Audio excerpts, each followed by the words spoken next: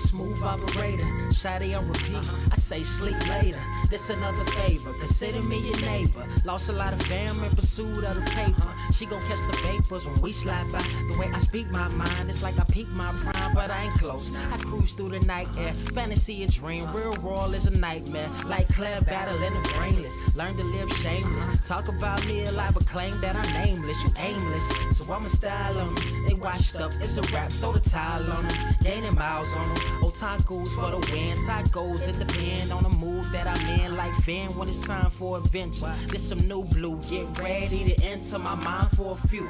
Come and take a ride with the crew. I'ma show you how to recoup days lost when you vibe with the blue. Come vibe with the blue. Yeah, about time to regroup. Fly, got my eyes on the view. Never hear lies, only truth. Realize why they vibe with the blue. Vibe with the blue. Vibe with the blue. Vibe with the blue. Vibe with the blue. Vibe with the blue. Vibe with the blue. Vibe with the blue. Vibe with the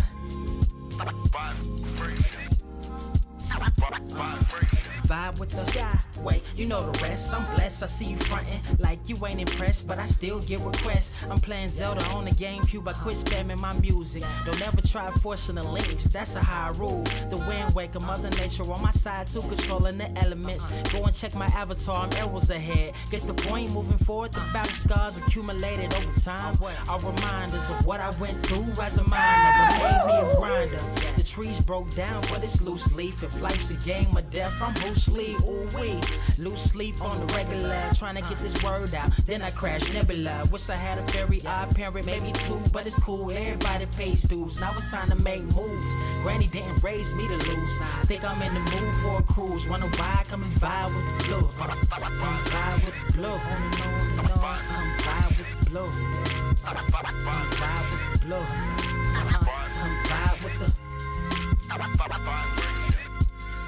Check this out, y'all. I'm back spazzing like the elderly worth of my cousin Beverly. Never swear away from the truth. Just ask Heather, be weather, be tripping, starting to control like our destiny. Always give you the best of me until the death of me. My weaponry is a paintbrush. Hush, don't tell my secret. They get a hold of it. If you leak it, get it. It's cool. Got you covered though, look. But let me get back to that cool-ish, loose-ish. Why they still lying? They don't do this bad at board games. Whole world clueless, selling they soul for Roof Chris. Who's this honored fella? Need a sliced extra mozzarella. Crew fly, let God propellers. Humanity born like they don't trust fun. Why you dodge to tell her? You don't know, but my odds are better. Life's a gamble, depending on who holding the cards. You can start living at large or it's bon voyage. Charge it to the game. Me and you ain't the same. I'm thinking bigger pictures. Why you still shrinking the frame? Ever blink in the rain? It helps when your eyes dry. Mob with the bright minds. Think you funny, wise guy? Midnight marauder with a new tribe. Tired of the fake. Come and vibe with the blue sky. Come vibe with the blue sky. Why do you try? We get them high. Take them high. What I do? Come vibe with the blue. Yeah. Come vibe with the blue. Pass what up? Vibe with the.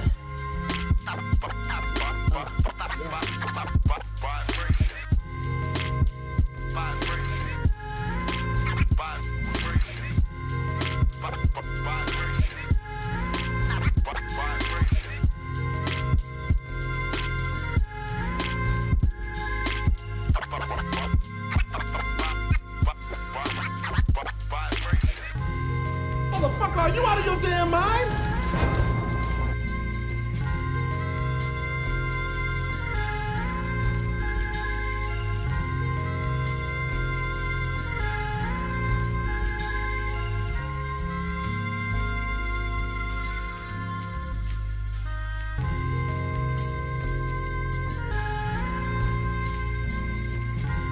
I have seen everything that has ever happened, ever will happen, ever could happen, and yet, what the hell is this?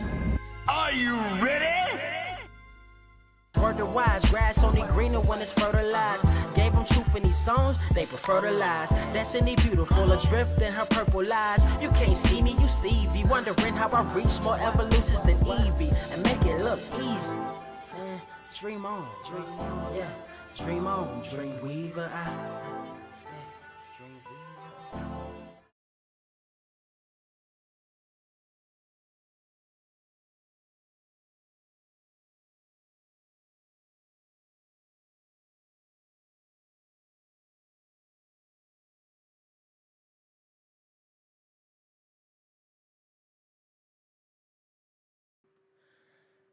What is up, Earth's mightiest subscribers? It's your boy Ernie, Blerd Without Fear. Got the homie. Carter presents. Welcome to episode 249 of the Blerd Cave. Not only the #1 comic book news stream on this or any other Earth in the multiverse, but also the #1 comic book news stream that is often imitated and never really truly duplicated. It's your girlfriend's favorite comic book podcast. What's up, everybody? Carter, how you doing? What does it say that you have other comic book YouTubers that also have their very own live streams as well, but the time slot and days of the week are 1-to-1 with your ass? I mean, it tells me a lot. It tells me I'm on something. What does it say that other content creators in this comic book realm are also doing live streams on the exact same days you doing them, talking about the exact same subject matter that you doing, but then make it a point to start 15 minutes before you Right? Y'all don't know what's going on, but I just found this out this morning. I just found out there was a bunch of other content creators that they do like literally that, and they're talking about things that either we done talked about or he done on Thursdays, and it's just that's too close to y'all are nasty. Y'all are really, really, really, really, really, really nasty. Nasty.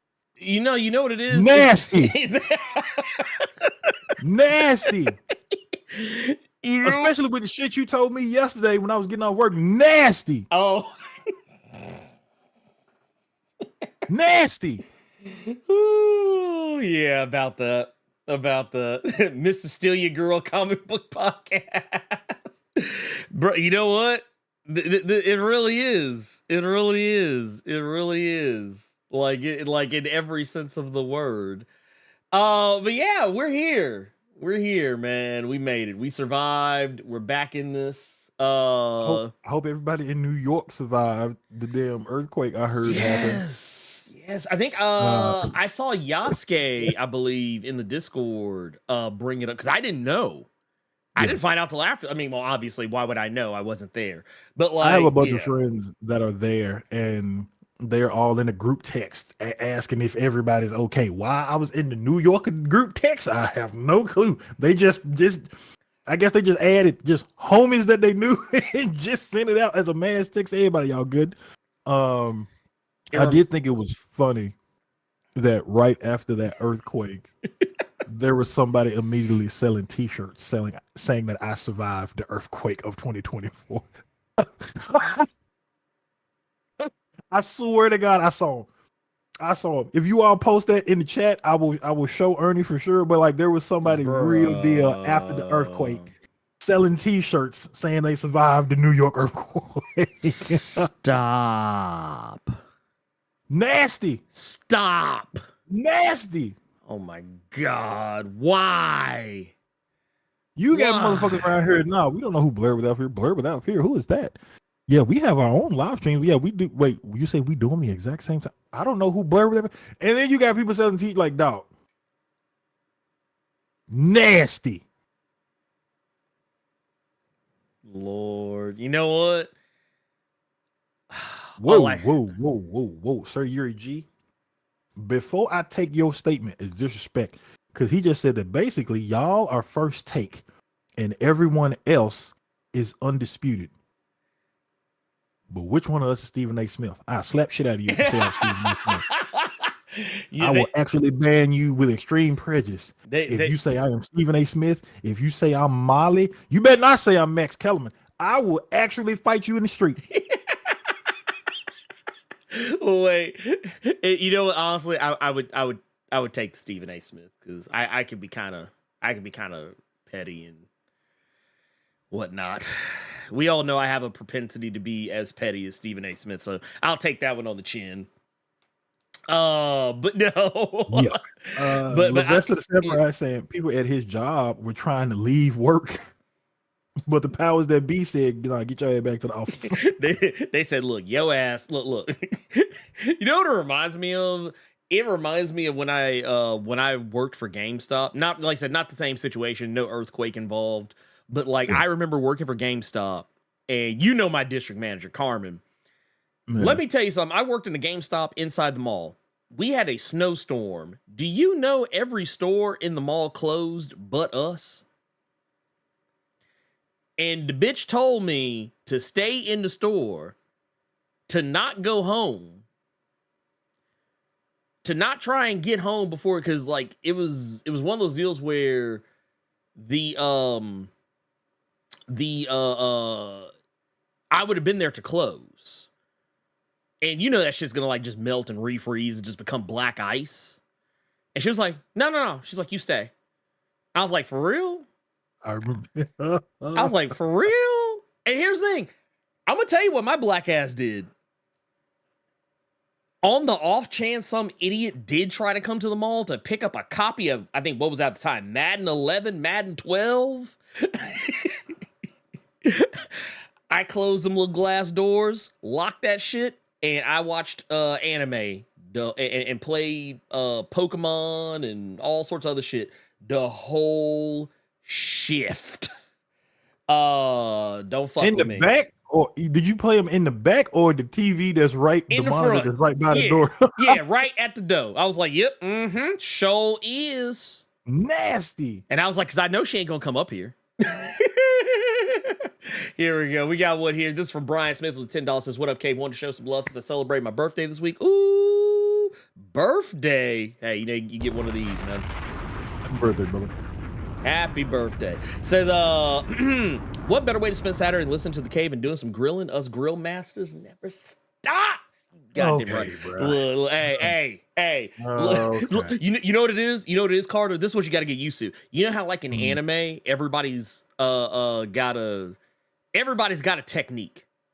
No one has superpowers in anime. It's always no one has a special ability. No one has a special power. No one has a superpower.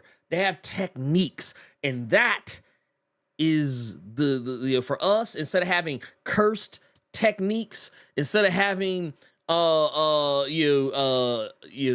techniques, we got grill techniques. Okay, bro. Look at the shirt that I sent you. That's the I survived the NYC. Oh, this is earthquake. it. Okay, here. Let me. Even though, according to Dalzell, well, Dalzell said she felt it in Jersey. Yeah, I got some buddies. I must in say, Jersey. I heard some people say that they felt it in Jersey. I heard some people say that. So yeah, I'm pulling this up now as we speak. Yeah. Hold me. Boop. There you go. I know what I want to ask you, but it has nothing to do with comics, but it has everything to do with Memphis, because I see some people in the chat saying, what you talking about? Y'all are so Southern. And I appreciate everybody in the chat saying they get some Shannon Sharp vibes from me. I do appreciate it. Oh, that's sweet. Speaking of Shannon Sharp, because this is something that actually made me mad this week, and I want to preface this. Wait. What Did you know? What Shay do? He had Glorilla on this week. And okay, yeah. I got to like 30 seconds in, and I cut it off. This man. And then I saw a clip. And she was talking about different types of music. And oh god, music. And then she was trying to say that everybody sounds like that music, like, and it made me so mad because it was that rage that I felt back when Hustle and Flow came out, and everybody thought that everybody from Memphis sounded like fucking Terrence Howard. That Glorilla interview was nasty. Let me be the first person to tell you, not everybody from Memphis sound like Glow. No, God, no. Here it is. I survived. I need that T-shirt. I survived the ratchet ebonics of the Glorilla interview 2024. That's what you need. Yeah, you survived. Have a picture of Club Shay Shay, but completely desaturated, just completely black and white. Like, dog, you just don't understand. Like, I want you to listen. Go first. I want you to my hear. God. Yeah, because, and you know what he's saying, what Mailman is saying. She couldn't say Cuban. Oh my God! Stop. Now, so here's the thing. I will preface that by saying, my God. do I know people that sound like that, talk like that? Yeah. Oh yeah, yeah. But guess what? It ain't everybody, bro. Nah. It is by no means. You said prove it. Say Cuban Carter. Yeah, Cuban. We do not all No. sound like that. Okay, so like, yeah, you hear people say scrimps. I don't say scrimps unless I'm being funny. Or like a sandwich. I don't say sandwich unless I'm being funny. Like, it's just like, it's a, like, I'll say this, you know what it is? It's kind of like how, you know how, okay. You can have like the deepest Southern accent. And like you see it on TV. You see these really like crazy deep, like just outright ignorant sounding Southern drawls. It's not to say that those are like stereotypes or that they're not real. Like I know some people, like I know a couple of boomhauers. Oh, I do. Yeah, I know some boomhauers. Like some motherfuckers like you cannot understand what the fuck they say except for like maybe a word here or there and and that word is, and why is that word always or you know? I know some white and black people who talk like that. But here's the thing. Those people are the bug, not the feature. Those people are the bug of the Southern. He is not a bug. You see how much money that girl has now in all the cosmetic surgery. She is not a bug. No, I'm gonna move on. What I'm just saying. G said, mind you, this shirt came out literally 30 minutes after the earthquake happened. Oh my God! Stop. Oh my! So you know what that means? That means something. Wait, hold on, wait. I gotta go back. So that means somebody nasty ass knew it was coming, and just and had it ready. They were knitting the motherfucker while the world was shaking her. Right? Like, look, I can see it right now. That's so okay. So that's why the fucking Statue of Liberty got a gangster lean on it. Okay. Okay, bro. Yeah. Anyway, I'm sorry. Anyway, we got a 5. We got a good little Caesar's Hot and Ready from S Stomp 10 saying, "What up, Blerds? The finale was dope. Angstrom low key looked like Terry Crews, but I can't wait for the next season 3 years from now." God damn it. Well, oh my God. I think we've had enough fun. We've had enough fun. Speaking of having enough fun, yeah, we're about to not have some fun here for a moment because I do want to take a moment because you saw at the very beginning. You probably saw it. I kind of buried the lead when we came in, but I do just for a moment, I do want to take some time to talk about a legend who we lost. A legend that we lost, oddly enough, I think the same day. Actually, yeah. The same day that another comic book artist who I've talked about ad nauseum and don't want to talk about anymore died, and his passing actually kind of overshadowed this legend because of the fact that this dude was problematic as fuck, boy. And because of his problematicness, it just kind of changed the discourse about what people talked about in regards to what I felt was easily more important things. I felt that there was, more important shit going on out there, but we lost MD Bright. Now, for those of you who don't, I would forgive you. I would honestly forgive you if you didn't know who MD Bright was. MD Bright, where I know him from is because back in the day, when the original, when I say original, I'm talking about the original crop of Milestone Media comics were coming out. He was the artist. He was the artist that was on that was on Icon. He was Icon. Actually, he penciled the majority of that original Icon run. That's where I first knew who he was.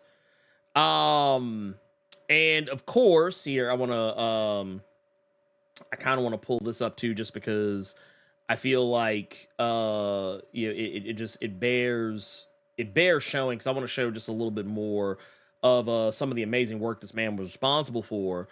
But like right here, like I remember seeing shit like this, like seeing Icon and Rocket getting hemmed up by the popo, the click clack click click click click click ka-chack, all that. I thought that was baller to me, because I remember seeing that shit. I was like, bruh, we got us a black Superman, and the police already trying to get him. The popos is already on him, and I just like it. It felt real. It felt real to me. You've seen like his art, the way that he would depict Icon a lot of the times was just like so cool to me. And not even just Icon, but how he would depict Rocket. Like honestly, I feel like, of course, this is also partially, due to Dwayne McDuffie, of course, because Dwayne McDuffie was writing the comic at the time. But just like you would look at these panels and be like, dude, gangster. Just straight up gangster. Like it was badass. I would even go as far as to say, like, I think probably the cover most people I know talk about in regards to MD Bright is this motherfucker right here. Because it just went hard. Like, I'd never seen any shit like this before. It doesn't even seem like anything like terribly special, like just on its face. But like, you just really pay attention to just the context of the cover. You see Shockwave just sitting there and it says, "The Transformers," and underneath, "are all dead." I was like, I had to pick it up. I had to pick it up.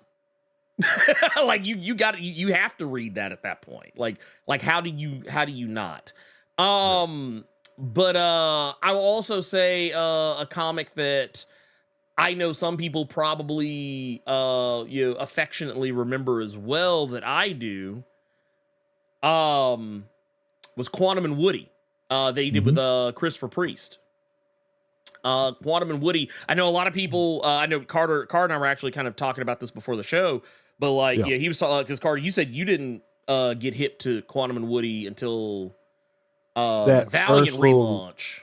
In 2014. That was when I got introduced to him, and that was the first book that I had read from them, because it was around that time when I tell you all this story all the time of me wanting to get away from Marvel and DC stuff, and that's how I was introduced to Valiant, or not Valiant, but I was introduced to Image first, and then I went to Valiant because it was all new stuff. You didn't have to read the previous stuff. Everything was starting with number ones, and the writers and the creative teams they had on those books were hitters. But Quantum and Woody, I just saw the world's worst team back then, so I'm like, okay, this might be something. And I see how one is just overly dressed as a superhero, and then I see a goat, so I'm like, what is happening right now? It was basically like Lethal Weapon in comic book form, with the exception of age being brought in. He is saying imagine peak Chris Tucker and Owen Wilson as Quantum and Woody. That sounds about right, actually. Ooh, wait. But like Quantum and Woody, it was James Asmus was writing that 2014 run, and I was cracking up every issue. Those books were great, and reading that made me want to like look into the other stuff and see like where did this character come from, and then just to see that a brother did it, I'm just like, word, two brothers, brothers. So yeah, dude, it was sad to hear, and I'm gonna be doing like you in a little bit, because you looking for Quantum and Woody books now, trying to see if we can get a lock on those. And I'm trying to get all the old stuff that I had read, and I know that they had done another series in 2017 as well. So they've done a lot. They've done a lot. There's oh my god, because I think I saw there's the classic stuff. There's also the and to be fair, because I think this is kind of what you and I were talking about earlier. You know, they've made because like there's like a more recent Quantum and Woody. That's the 2014 joint. Yeah. This is which it's an interesting concept too, because it's like the thing I loved about Quantum and Woody, just to kind of you know share some inside baseball on this. The reason why the original series will always kind of have a special place in my heart is there was an issue. It was issue number 4. Issue number 4, I believe it were. And it was kind of a commentary on how certain comics are judged versus others. I'm not going to go give you the whole spiel. I was actually thinking about doing a video about it. Just because how funny it was to me. But I'll share a little bit of it here. But there's a point where they're talking about R-rated movies. R-rated movies. Here we go. Bam.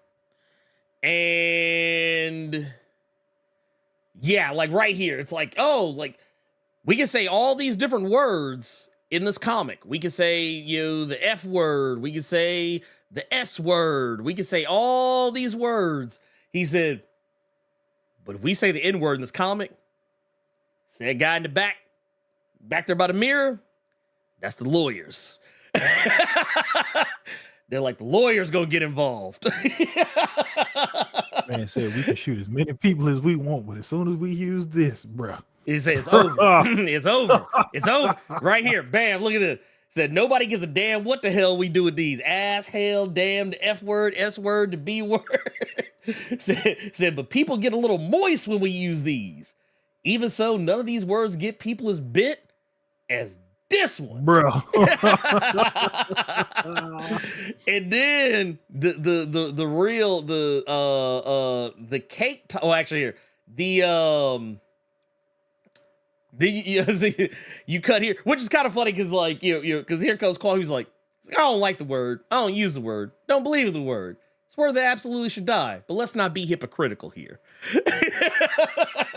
He said, after all, only you know if you've ever used the word or ever thought it. Not accusing you of anything, but I think the word comes from the problem, not vice versa. And then here come Woody.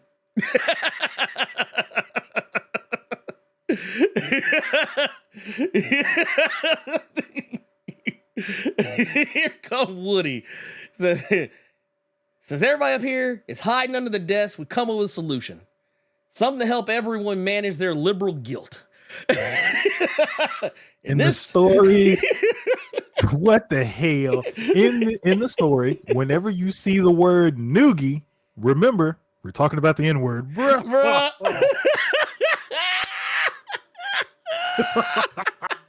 Not the noogie.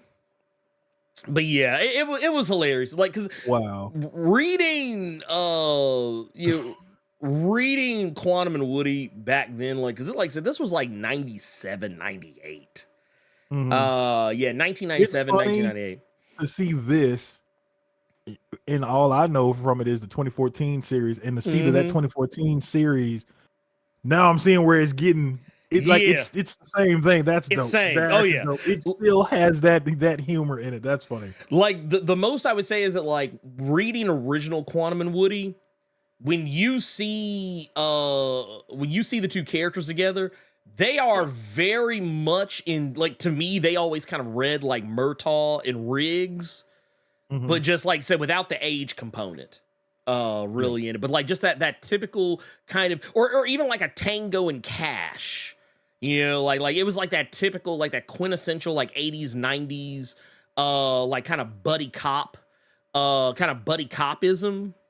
but like it was cool. It was like that was a, especially when you consider the fact that like, yeah, like one of the first things I saw, like somebody said, I think I saw somebody say, yeah, Spawn and Twitch. It's like, yeah, it's basically what it was. It was like if you took at like a traditional looking superhero and a dude that just kind of looks like he just showed up. Like you know that's gonna be the name on Spotify, right? You know that's yeah, we go ahead and do that. We can go ahead and do that. Spawn and Twitch, we here.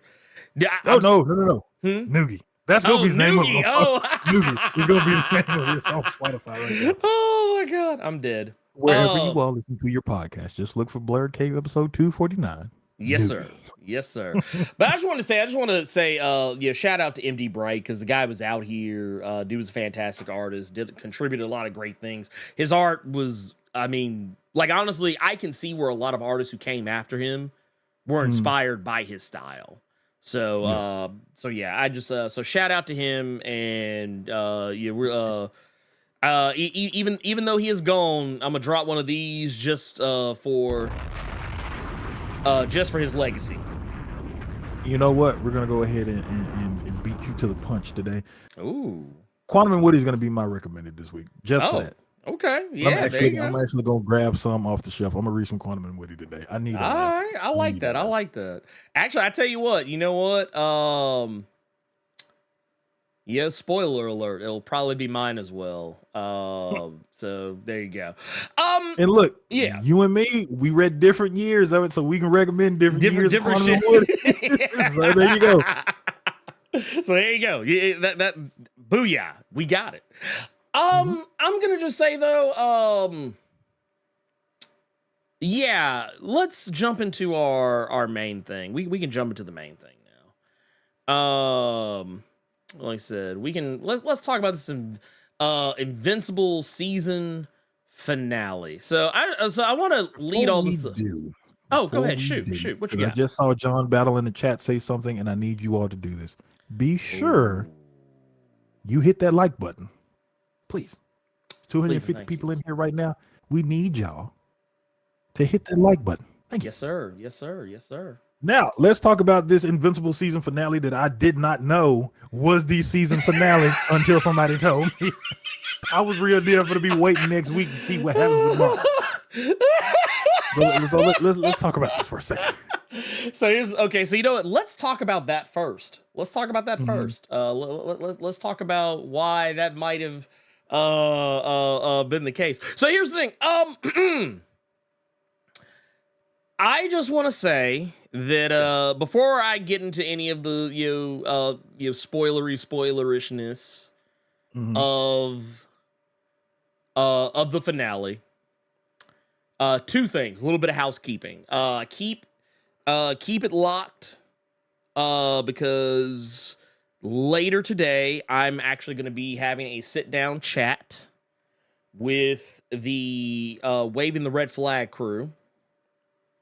Some of you may remember I talked to them before when the mid-season finale for Invincible came up. I'm going to be talking to them again today about that. And you may also remember them from the Piccolo Effect video. Talented brothers, you should go check them out. Waving the Red Flag, fantastic guys. I'll be talking with them later today, so make sure you keep it locked because I'll be posting the video when it drops in the community tab. So make sure you keep it locked. But the other thing, let me just say, yeah, I'm with you, Carter, on this. I slick forgot this was the last episode. For some reason, I had in my mind there was another episode. Like, for some reason, I thought this was episode 7. This actually speaks to why I felt the way I felt about that mid-season return. Yeah. Because I was just like, yeah, it was a thing that happened. I didn't even really find it terribly memorable. And then I'm sitting there and I'm like, oh shit, no, I thought this was episode 7. This is episode 8. There was an episode that I saw that I apparently just did not think about or remember. But to put it in perspective, though, yeah, it felt like a finale, but at the same time, it just because of the once again, this is why I say don't stagger your releases like that. Like, just like, don't, like,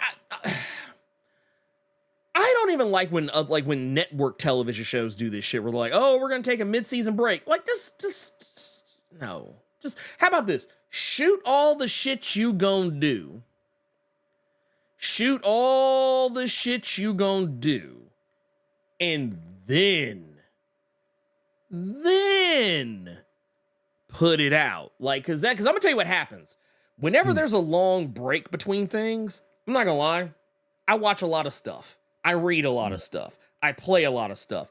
I can't tell you how difficult it has been for me to not mix up shit from both Chainsaw Man and Jujutsu Kaisen, because I'm actually watching and reading both of those, like, you know, together. That's technically more of a me problem, but it made me realize how similar the shows were. Like Chainsaw, like it's not to say they have the same plot, but they do a lot of the same shit. Even some character arcs are damn near the same.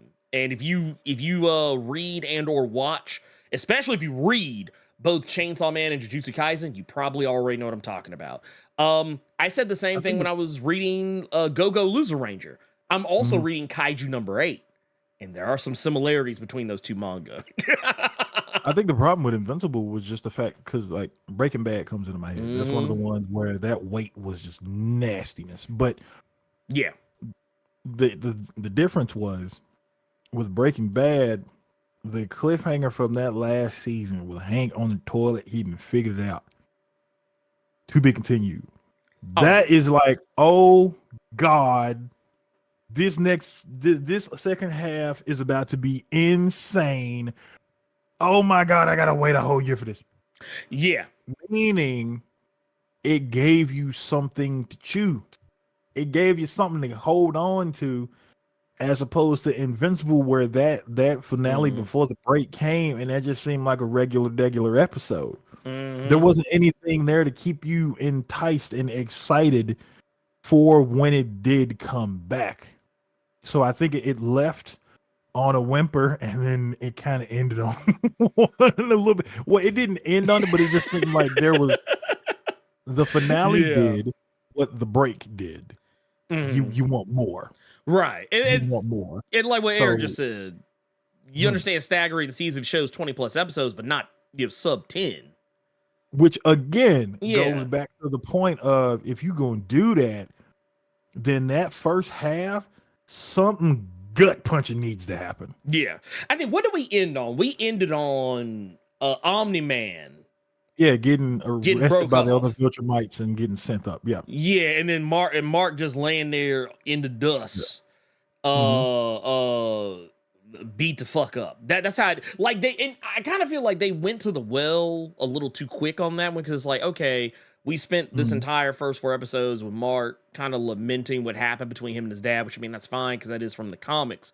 But like, it was one of those deals where like it kind of felt like they were trying to recapture that magic, that lightning in a bottle, with how the first season ended between Omni-Man and Invincible. Like, it was like, oh, let's see if we can get that magic again. But it's like, no, you're not gonna get that. Previous episode where Mark had to deal with Big K Gaming in the chat is going, Ernie be like, damn, why don't Denji activate his domain expansion? Bro. But no, I for real I was like, man, why don't he summon the little dog? The fox demon. Why ain't Oh man, every time he do that shit, and then you just see that dog take a big ass chunk out of something, was fire every time I saw it. But did you see, speaking of, did you see Deadpool? What do you mean? The new Deadpool came out this week. Oh, I haven't. Oh, yes, yes, it did. Yes, it did. Because he asked to do. Have you read? You seen Chainsaw Man? He's like, bam! I was like, oh shit. But no, go ahead, go off, King. Getting back to Invincible. Look at the previous episode before the finale. He done just dealt with all of that. Mark has just had an entire episode of just like, I can't sit down and breathe for nothing. And then he gets a phone call, and that's when you're reminded that Angstrom Levy is still a thing. He at your mama house in front of your little brother. Cue the credits. That, I think, would have been a good mid-season break. Yeah, that would have been. Well, that would have been a wild mid-season break. Oh yeah. Well, and the thing is, I'm kind of mad at myself a little bit about this, because I feel like I called this shit. What do you mean? Because, okay, so we already kind of know they do with Invincible, just based off the first season alone. they like to take the core conceit of a couple of volumes of Invincible. And they kind of remix it a little bit. They kind of mix and mash, move some stuff around. Case in point, this season, they remixed how Mark and Amber break up. Like they completely redid that because it was kind of messy. It was kind of messy in the comic as I remember it. But because in the comic, this has nothing to do with the finale itself, but like, the character I said I knew for a fact was gonna show up, Anissa, because a lot of folks didn't think that Anissa was gonna show up this early. I love how everybody collectively, when you see her, everybody literally, no. Shit. Oh no, because I said it in front of my wife. Me and my wife, we were watching this episode, and when she showed up, I literally kind of let out a, oh fuck, they gonna do it. And she was like, huh? Exactly where I went. Yeah. I still don't think they like, will. They gonna do it. I still don't think they will. No, they're not gonna do it, no. I didn't expect them to do what they did in this episode. Oh yeah. With a cameo. I knew they weren't doing that. Oh. And they did it. They did. Oh, and that's the thing. That's kind of what I wanted to get to. So, because I remember I said it, like when they made the announcement, the season's coming back. This is what to expect. Da, da, da, da, da. And everyone's like, oh, is Spider-Man going to show up? Is Spider-Man going to show up? And I remember we had, just a few weeks ago, we talked about how, God, what's that guy's name? The actor who played him. Josh something. Josh Keaton. Josh Keaton. Yeah, Josh Keaton. This cat right here. He played the Spectacular Spider-Man on that animated series. So those who may or may not remember. And I remember we talked about it, like, oh, they got him to play a role. And everybody was like, oh, no, is he going to be playing Spider-Man? I was like, and I even said, like, I don't think Spider-Man's going to show up. But I do think someone who is supposed to be Spider-Man is going to show up. And sure as shit. As fun fact for all of you that don't know, because I had to say this to one of those like bigger reaction channels. It was a fun fact kind of deal. Spider-Man in the comics and in Mark Grayson and Invincible, they have interacted before, and it was actually pretty fucking huge for Invincible that even happened, because at the end of the day, Invincible's still an indie comic. So the fact that the Marvel crossover stuff actually happened with Invincible and Spider-Man was huge. But again, I did not think that something like that would happen because it's Marvel. So to see that they do it, because that wasn't for nobody but the people that know, and everybody else who can catch it, because I see a lot of people now with that cameo when he was like, yeah, you're from a different world, multiverses. Yes, I'm dealing with those. Oh my God, this is canon to Into the Spider-Verse. It's just like, you got too much dip on your chip now. Stop it. Yeah, but it's like hold on, Pip. This was really cool just to see him fighting Doc Ock. I thought that was really dope. Prof Ock. Yeah, I thought that legally was distinct dope. Doc Ock. Yeah, I don't want Disney lawyers after me. My bad. But you know one thing that irked me, there were actually people complaining online. Really? Because, and it was the stupidest shit. And it was just because I saw one comment and I actually commented on it, and that right there just made me like completely uninstall and log off of Twitter. So I no longer am on Twitter anymore, just because the shit was so stupid to me. But the dude was complaining because he didn't like how the costume of Spider-Man looked in this episode. Yeah, they couldn't have made it look better.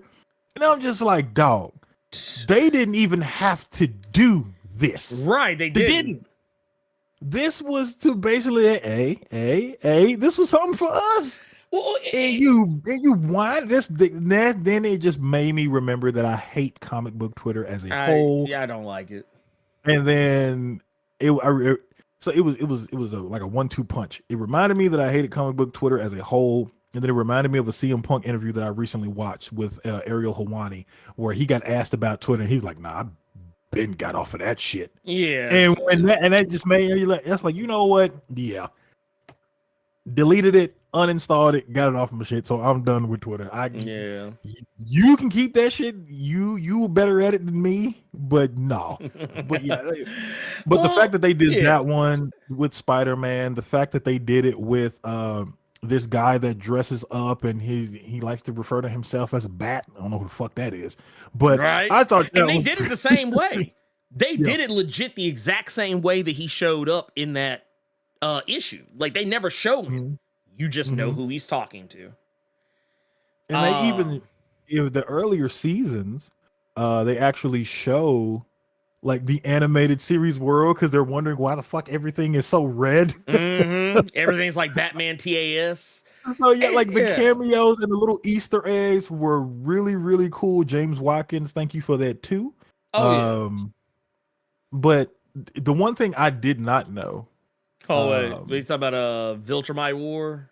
Yeah. So the one thing I didn't know, and maybe you can confirm this. Yeah, that's gonna be some, or maybe you some shit. You, no. Like this one, everybody kept saying, "Oh my God, Kirkman's so full of himself. He sent him to the Walking Dead." I mean, he my did. Mind, so I'm gonna tell you what tripped me out. I wasn't thinking Walking Dead at first. My ass started thinking Marvel Zombies. Damn. Because I'm like, he did do it. But yeah. Did you know about the Fortnite cameo? Yes, I did. Actually, I was waiting to ask you if you caught it. No, I didn't, because I just thought whatever world he came from, he said, okay, the next portal I see, I'm swinging. That's the only thing that was in my mind. When he came, I wasn't even thinking about that. Well, it was funny too, because I saw somebody else, they had posted a video where like someone dunked on their ass with that gun and then it started doing the Millie Rock on them and ran off. And I think it was somebody using an invincible skin, which I didn't even realize he was in the game. But talking about Fortnite? Mm-hmm. Yeah, him, Omni-Man, and Eve are in it. Lord, yes, I know. That's how far removed. Like, that's how far removed I've been from Fortnite. I was like, look, you finna get real. I think you might get mad, or you finna get real giddy when I tell you who in there right now. Oh Lord, who's in there? Your girl. Who? Cora's in it. Okay, all right then. Okay. Okay. He finna come Fortnite on right now. All right. Mm-hmm. Yep. Mm-hmm. Yep. All right. No. I'm good. Yeah, Fortnite getting cut out as soon as we end this. Yep. Well, you know, the funny thing is, it's funny you bring that up. I actually do need to get ready for. I'm gonna be doing a Fortnite charity thing soon. I think sometime. Maybe next month. And just FYI, people, I still need you to hit that like button. Thank you. Because I'm gonna tell you right now, I will hit the jazz. Some of y'all ain't been around long enough to know what the jazz is, but I see 258 people. I see 144 likes. The math ain't mathing. Click that goddamn like button. It is free. It costs you nothing except, you know, the energy it takes to poke a finger at something. Yeah. Now, but yeah, quick, if you can't move your fingers, get somebody else to do it for you. Lord have mercy. Now let's get back into the episode real quick, because I was wondering if this show was going to do a better job of doing something that the comic did not, and that pertains to Angstrom leaving. Gotcha. Yeah. I was wondering, just because of how the show was making it a point to show you the kind of man that Angstrom was at first to what he became, I was really wondering if this show was going to not make you, make you feel a little bit of something. Yeah, that dude lost his mind, but at the same time, a bad route is paved with good intentions. You know what I'm saying? Yeah.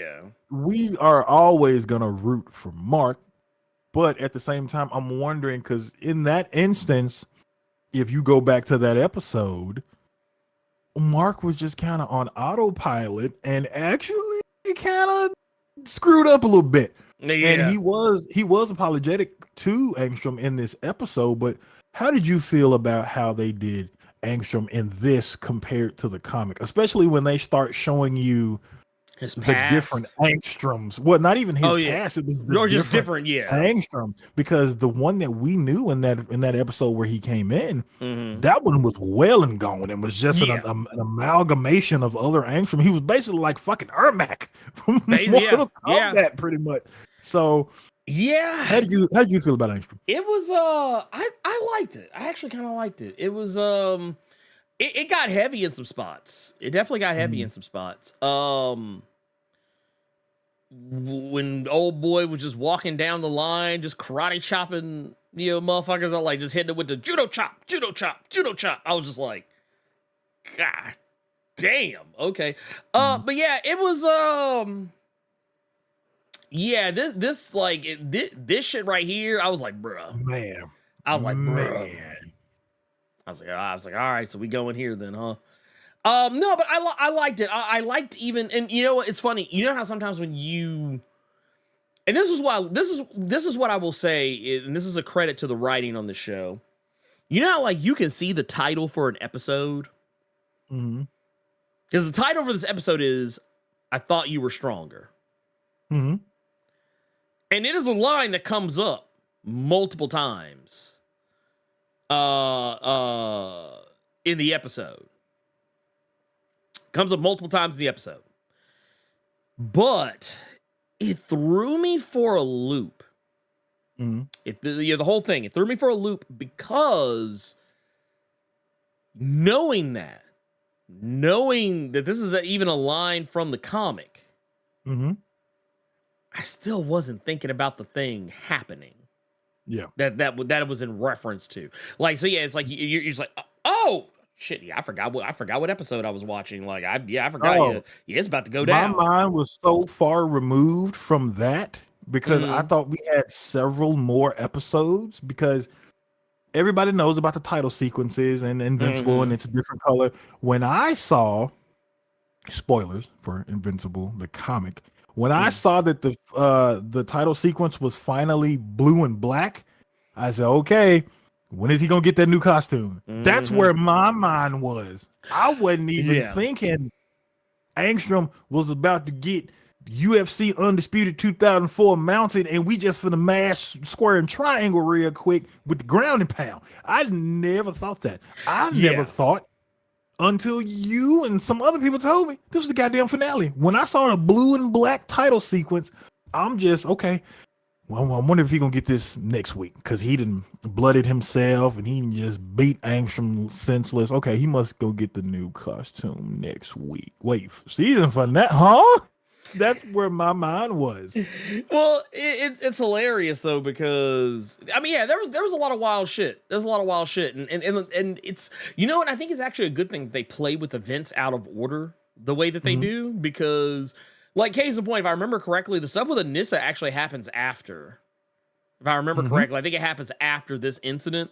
The way they played with the events of who was present when Anissa showed up was even different. Like, Amber's not in the comic. It's not Amber that Anissa threatens to kill.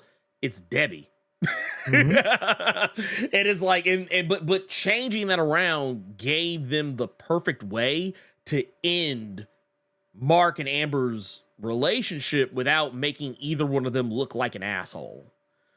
Like, it was a nice, cleaner way to do it. Like, was it a little contrived? Sure, because like, oh well, how did she never think that like, his enemies would show up at some point and probably try and get one on us? Honestly, I wasn't thinking about that.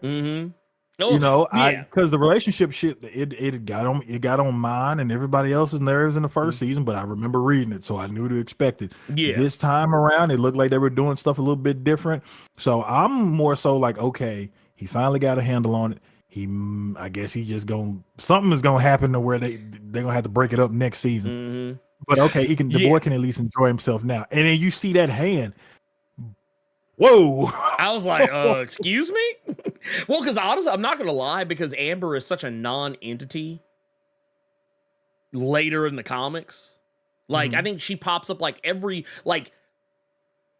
once in a blue moon. Yeah. Like after the fact. So I was like, man, I wouldn't be surprised, honestly, if they just killed her off. But I figure they probably weren't going to do that. Because like I said, I feel like what they've been doing, and this is kind of speaks to who Robert Kirkman is today versus who he was then, the fact that he's signing off on a lot of this stuff, is because like he used to be, by all accounts, a writer who did not really know what to do with his female characters a lot of the times. Like he's gotten better. Like now he's good. He's good now. But like you go back, you start with like Walking Dead and work your way up to like Firepower, you'll start to notice that like, oh, he's evolving. He now kind of knows what to do and what not to do when you're writing a female character.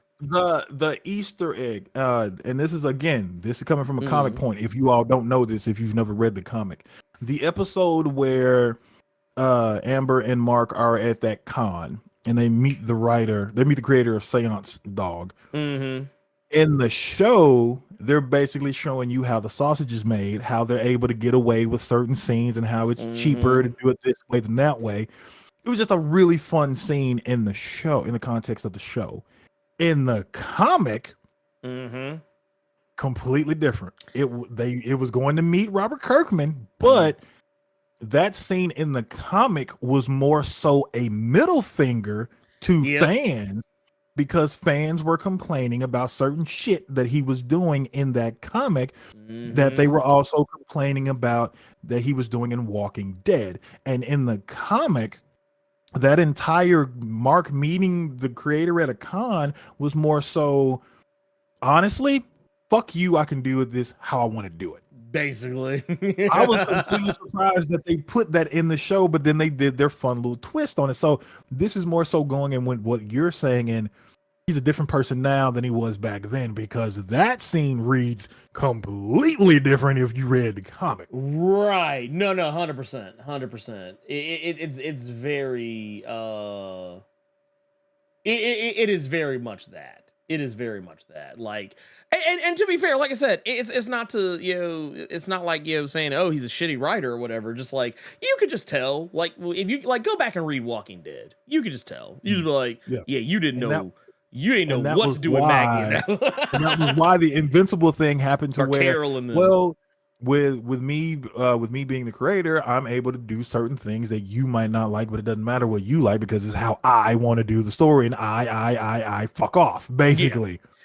Well, because when you write a story, and this thing I think a lot of people don't, some people probably need to hear this. Some people probably need to hear this, but like, yeah, when you write a story, of course, you are writing the story to entertain people. But I think the thing that people tend to forget about how that works,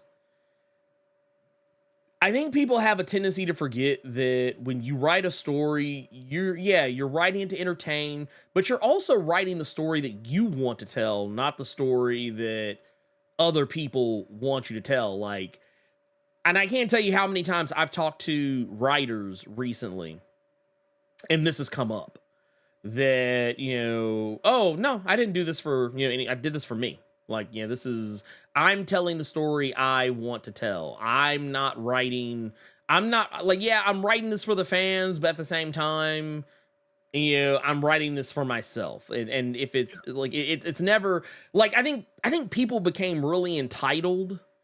I think people became really entitled just in thinking that, oh, well, when you write Invincible, you're writing it strictly for me and nobody else but me. So if I don't like it, then you owe me because you didn't produce the thing that I felt like. I joked about this when I was talking about the recent episode of X-Men 97.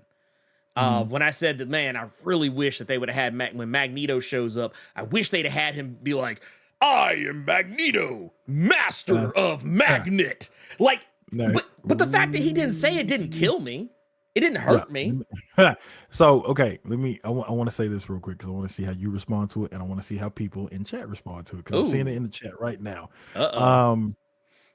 Somebody in the chat was saying that I always side with the writer. Don't write for fans. Write for the sake of a good story. Okay, keep that, right?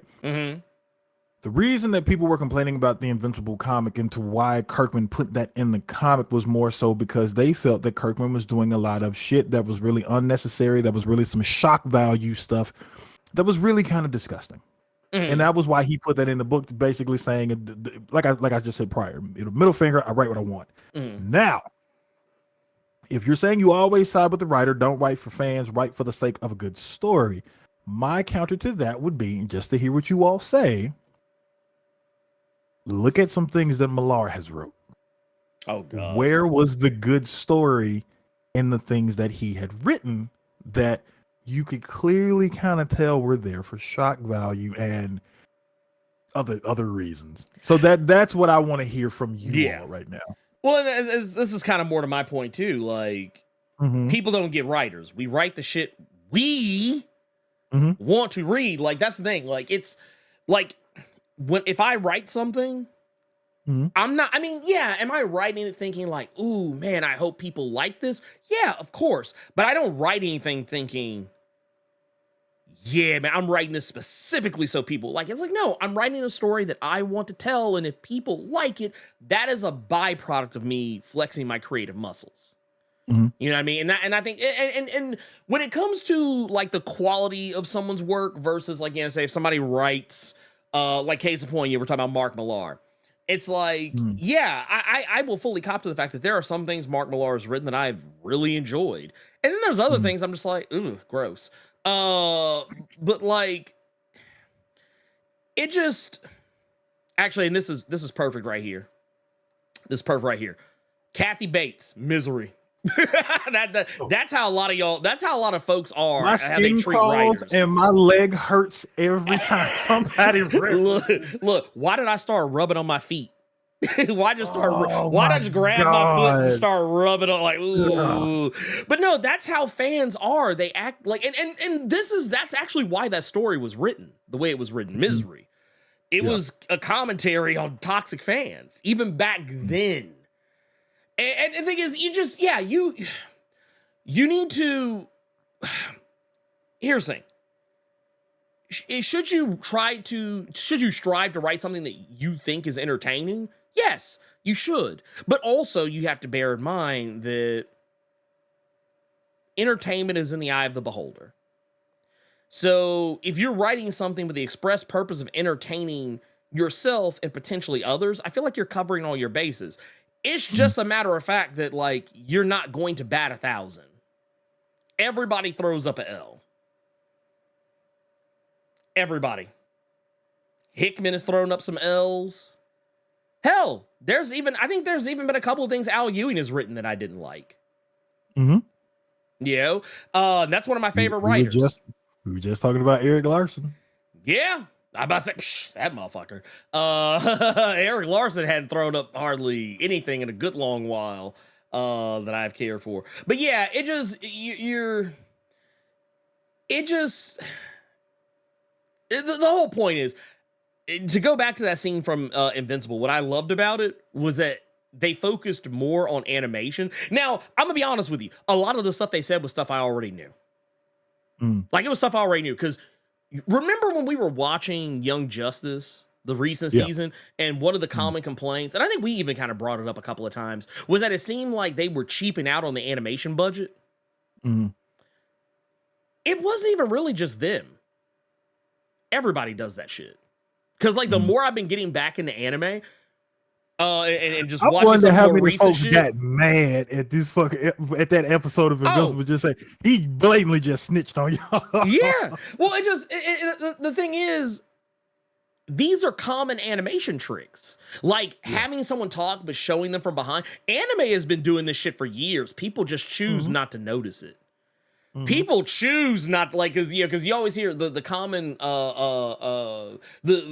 the common criticism. People say, "Oh, anime is way better because they put way more effort into their animation, and they put way more detail in it, and they have way more fluid stuff, and they don't do all those stupid tricks that American animation do." Like, and then list off all the things they brought up in that episode of Invincible.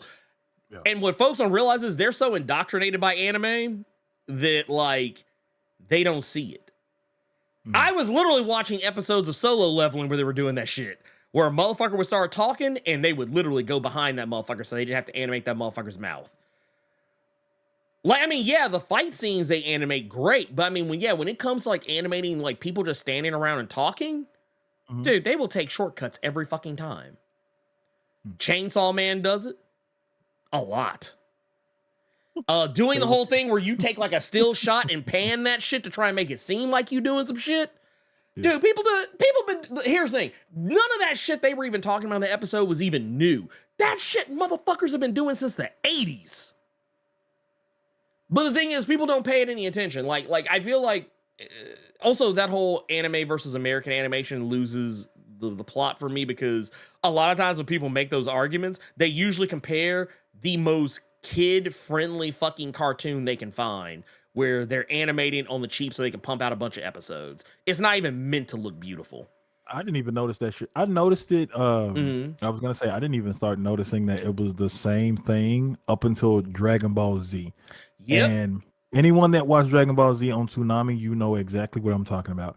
Those episodes where they were like 4 or 5 parters, where it was literally Goku in the same Kamehameha pose fighting somebody else, and it's just a ki blast battle for like a good 22 minutes, and it's just the same shot. Yeah. That's when I noticed. Yeah. That's when I noticed, you cheap sloths. They used to reuse that shit a lot of the time. Like sometimes you would see the same like one, but yeah, that's what I'm talking about. The dolly shots. Like, yeah, like you'll see it, like it'll be a big ass fucking pan out and you'll just see motherfuckers and they'll pan across, and because the whole thing is moving, you don't really pay attention to the fact that nothing is moving. Yeah. And it's crazy. But yeah, they do that shit all the fucking time. They do it all the fucking time. Say what you will about Amber, at least she didn't find a dude named Paul while Mark was off Earth in season 2. Bruh. See, okay, so that was the thing. Why do y'all making a point to bring up how much I hate Paul, bro? Dude, Paul is dude, let me tell you something. Paul is Peter Parker's greatest nemesis to this date. To this date. Nobody was talking about that Zeb Wells nasty ass Spider-Man run, which, fun fact, I don't know if you know this. Do you know that in the next issue, Chasm and Hallows Eve are making a return? I did not know that. I'm curious now. Oh, you Ben Riley fans, get ready to get more mad. Yeah. And here's the thing, I just look. You know what they're gonna do? They're gonna have that was it Steven from Django, where he'd be sitting there like his lip would be quivering, he was so yeah, y'all they're gonna be like that. They're gonna be just like that. But yeah, that said, yeah, I see, was it I saw okay, what is the general complaint people have with Invincible? I don't do Twitter for anything but sports. I don't blame you. That's actually probably for the best. Good man. You are look, let me tell you something. Don't change. That said, the complaint people have with Invincible that I have noticed, what I tend to notice is people tend to complain when the show does something that the comic did. That's what I like. Case point, remember we were talking about when Rexplode got broke off?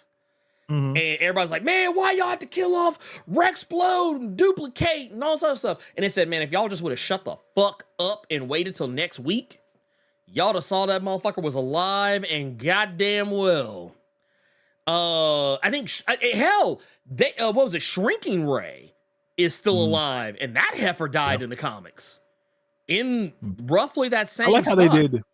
And you know what? Speaking of Kate, real quick, that was another thing I liked that the finale did with her and Immortal. I thought that was really cool. Yeah, that was I like that too. I like that was too. Dope, because I could not specifically remember how it was done in the comics, so I don't want to say what I remember because I don't want to spoil it for anybody, just in case the show goes that route. But I think that was another thing that episode did pretty well. I think won't say it here, but I will tell you in a DM. Okay. What I'm really hoping. Okay, that's what I thought. Yeah, that's what I thought. Yeah. But I'm hoping the next season, I hope they do more with Immortal, because I could give less of a fuck about Immortal right now. Yeah. I think they need to do a little bit more with him. I think they need to do a little bit more with Black Samson, and I want to say bulletproof, but I read it come. I know Yeah. Don't even. It's just you gotta do John Witherspoon. Don't tell nobody. Okay, Look, so keep it to yourself. Keep it to yourself. Well, I know another thing that people complain about when it pertains to Invincible. It's either Amber is this show's Paul. Yeah. In the first season. Yeah. Second season, I think, did a supremely better job with her. I know people complain about the voice acting because they don't feel like that these voice actors are actually acting like you would see in the 90s cartoons. I know a lot of people just say it sounds like them just reading off lines. One complaint I have seen several times before I got off of Twitter was about Cecil, because they don't feel like he's really emanating well. He's just reading from a script and just talking. The thing is, I never got that from Cecil. I feel like Cecil's supposed to be laid back. That's kind of like, hey, do y'all see that motherfucker don't never take his hands out his pockets? Y'all think this dude's supposed to be like hype? My one complaint with Cecil ain't got nothing to do with the voice acting. It has more to do with that goddamn teleporting. Because fun fact, for you all that don't know, in the comic, they make it a point to say that that's like $5 or $6 million of the country's budget just to teleport one time.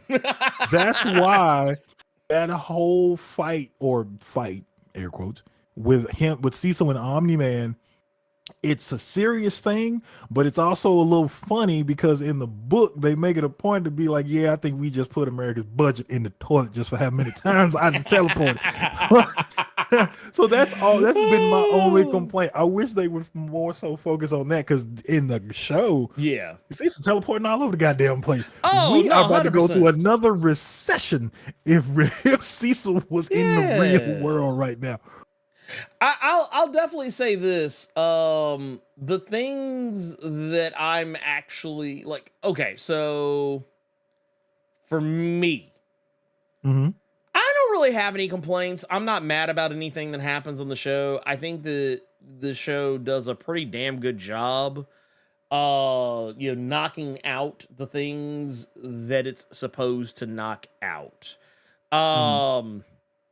Like, I feel like it does a damn good job of handling a lot of things. It spins a lot of plates. Yeah, sure. Yeah, there are definitely some characters I do feel should be getting more, like, I will say this. I do 100% appreciate that they are giving Robot and Monster Girl a lot of time, because they become a bigger entity down the stretch. They become a much bigger issue down the stretch compared to some other things. And so I'm happy with that. I like that aspect of it. I will also say, like, as far as like next season shit. I'm gonna tell you what I hope they do. I don't know if they will, but I do desperately hope that that they go this route. I hope that if they do the character, oh my god, what was his name? Powerplex. If they do anything with Powerplex, I kind of, because I feel like, Kirkman was talking about how there are like how he felt he could get multiple seasons, like 6, 7, 8 seasons out of the show. I'm kind of hoping that if you do something like Powerplex, give Powerplex a season, because I feel like you could knock out Powerplex, or if you don't do a season, dedicate at least half the season. Don't try and do him up in one episode. Because Powerplex is one of those characters that, when he first shows up, don't do an X-Men 97 Inferno. Well, I don't want Powerplex done up before the Invincible title sequence 6 minutes in the goddamn episode. Well, because what was the thing they did? Because they actually went back to this in the finale. Was it Kohar, the mummy dude? I slick forgot that he was a thing. I did too. And then when they showed him, I was like, oh, okay, I got it. I was like, there's done as a joke. Also, now I will say, actually, no. I think Powerplex, like if you stick to an 8-episode season, I think you should at least give 4 of them to Powerplex, or maybe, actually, no, I take that back. Give him 3. At least give him 3. And then have him kind of pop back up here and there. Dinosaurus is a season. That's a season. Yeah. You can get 2 seasons. You can get 2 seasons out of Dinosaurus right here. Like this motherfucker right here, this 2 seasons. Easy. Like right now, I tell you, okay, here's the this show season 4 and 5 right here. With Dinosaurus. Don't y'all nosy asses go look up anything about Dinosaurus, because y'all gonna spoil yourself. Dinosaurus is lit. Let's just see if it happens. I've been meaning to get back doing like character breakdown videos, but I'm not gonna lie, Dinosaurus is one of those like I would love to do something like about Dinosaurus, just because that dude's like so amazing. But I feel like people should just read that shit. All right, so I'll ask you this question before we close it out here. Going back to the Spider-Man cameo. Oh, yeah. Now that we know that that's something that they can play with, they can play with stuff that has happened in that comic. Now we know this was damn near a proof of concept to show, yeah, what you think we can't do, we can do it. Do you think that we could get an Invincible War, since that was image wide and that had some of everybody in it? That one, Since I feel you like could do your Marvel without Marvel, could you do it since that's image and it's in-house? I'm gonna tell you what, you could. Okay, no, let me take that back. Amazon, I believe, only has access to the Invincible IP, not like in the Invincible umbrella. I don't think they have access to the Image umbrella, but I think the Image umbrella would be easier to get than like say what Spider-Man would have been. Now, I will say this in regards to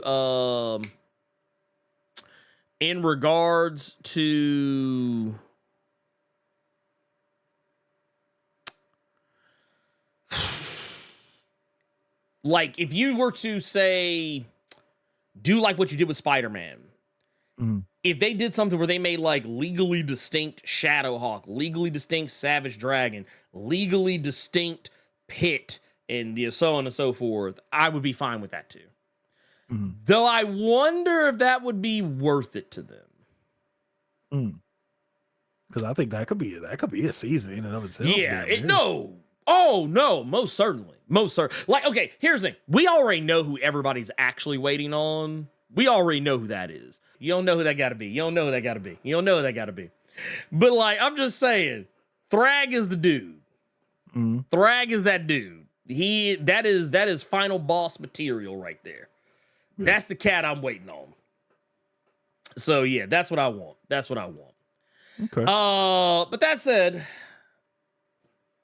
what else were we going to talk about? Shit, I don't even remember. Oh, this is quick. X-Men. So, everybody was complaining. I think I even did a little bit of complaining, but for completely different reasons. Remember everybody was complaining about how light the new X-Men team is going to look. How light. And you could take that 2 different ways, honestly. I was like, didn't you say that too? Yeah, I did. Okay. But light for different reasons. There's some people that are complaining for different reasons than I am. When I say light, I mean light as in not enough color. There are other people saying light. Yeah, no, that's what I mean. There's also people saying, oh, this team is, it looks bargain basement. Like, or not bargain basement. It looks samey is what it is. Okay, it looks samey. Like it, okay, case in point. So if I pull up,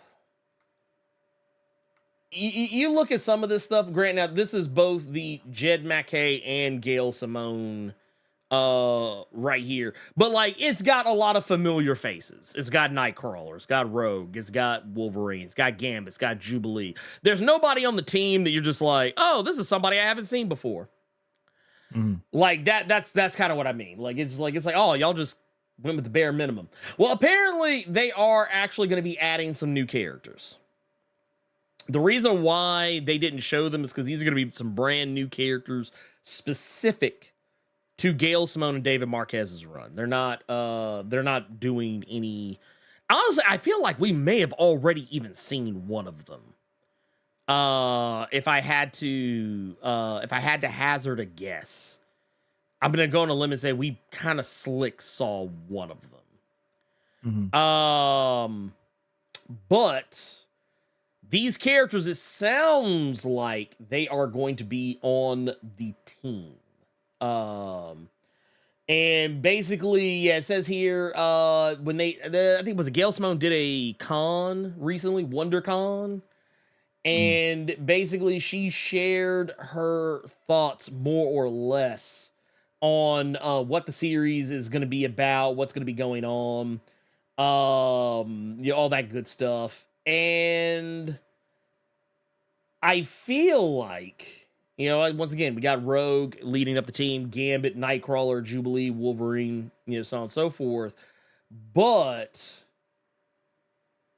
these new characters that she says she's going to be, or that she mentions she's going to be introducing, yeah, it's not going to be like anyone you've seen before. These are going to be characters created specifically by them. They will probably kind of in, I guess, who was it that back when, was it Grant Morrison when he was writing New X-Men, I believe it was. Okay. When he introduced characters like Glob. God, who else was it? I think that was Grant Morrison. Glob, Beak, Angel. I'm gonna go on a limb and say it's probably gonna be something along those lines. I don't know if it'll be like, oh my god, these guys are gonna be like on the team and be like this huge thing. I kind of feel like it's gonna be one of those situations where it's gonna be characters that are just kind of there. And there'll probably even be there might even be some villainous shit included. But either way, I hope that of these 4 new mutants, there is more color on that team than what we have gotten thus far. Because yeah, these teams are hyped. These teams are aggressively white, with the exception of like it's like you got Jubilee on one team. It's like, all right, cool. We got an Asian person. All right, that's all we got to do. The next team's like, hey, we got an Asian person and a black woman. That's it. That's all we got to do. We ain't got to do nothing else.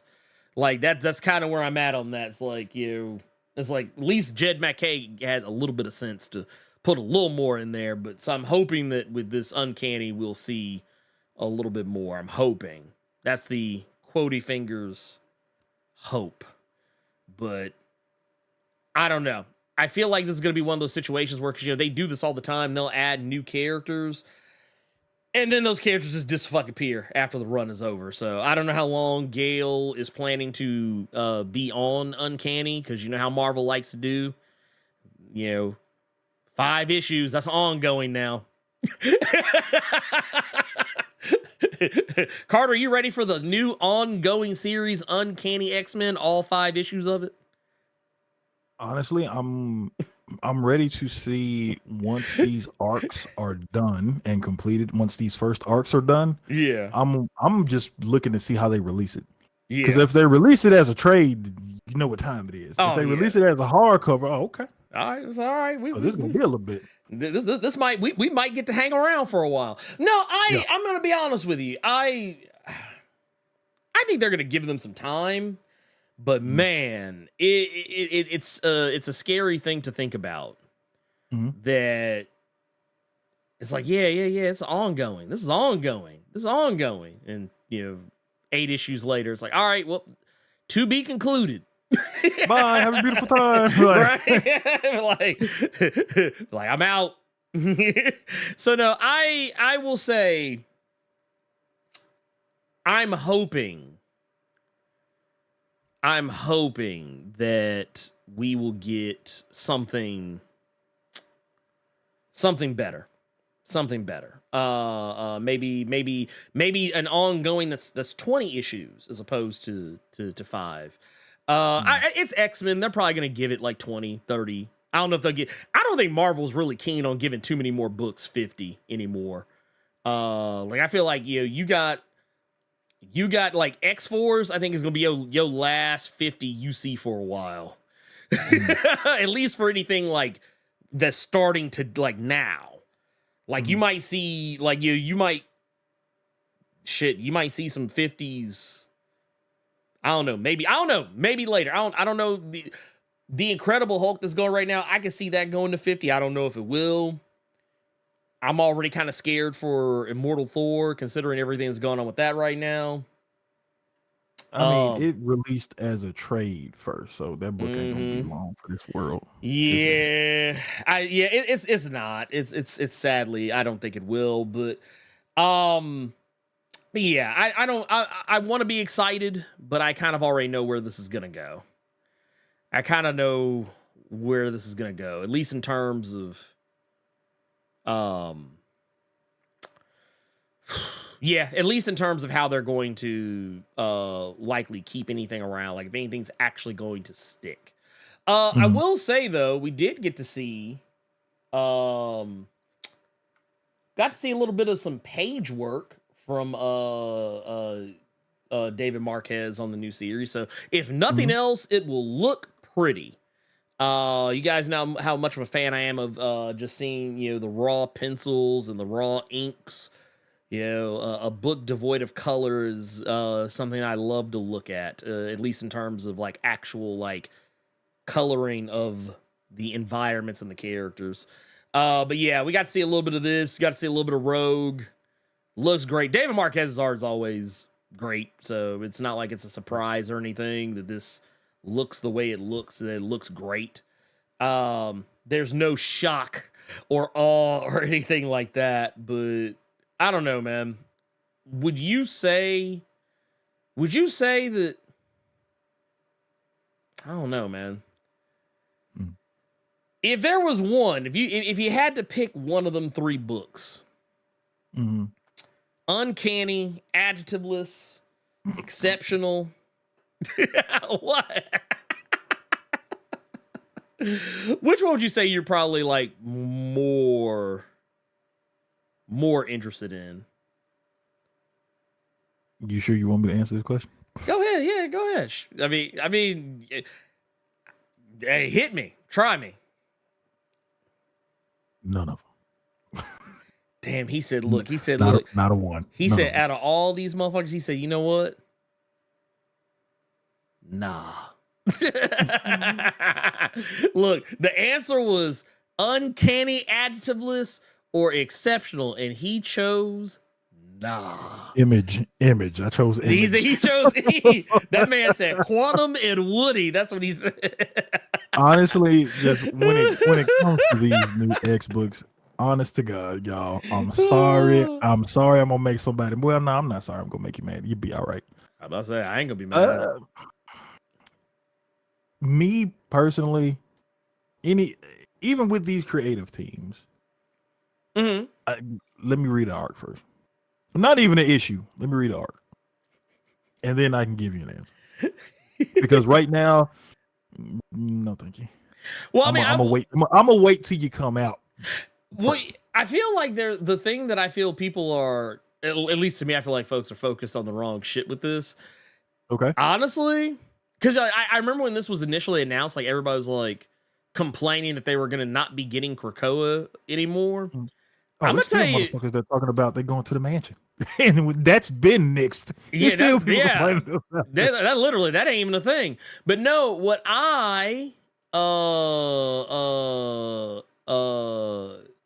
my issue with this,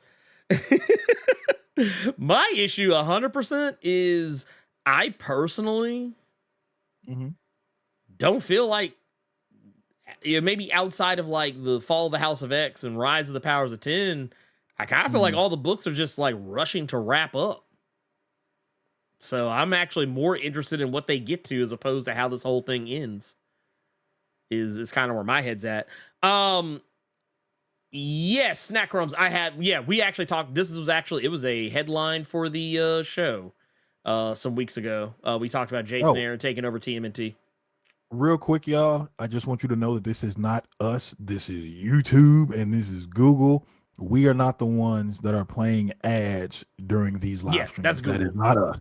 That's Google and YouTube. That is not us. I apologize that you're getting them.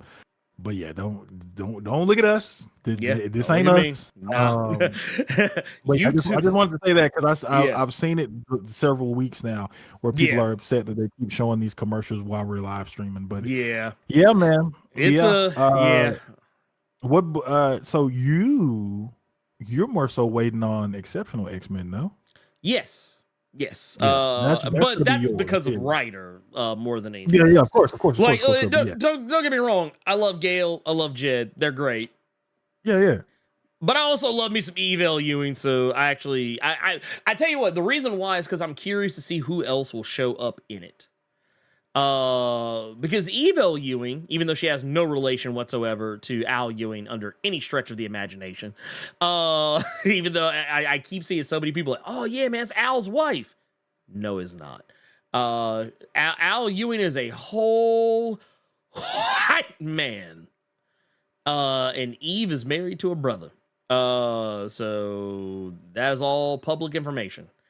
But no, that said, the reason why is because, where they do share a similarity is, just like how Al is usually writing for the long haul, even if it's on a series that has nothing to do with the next thing he's writing, he usually finds some kind of way to kind of tell like a complete story across all of his different arcs across different comics.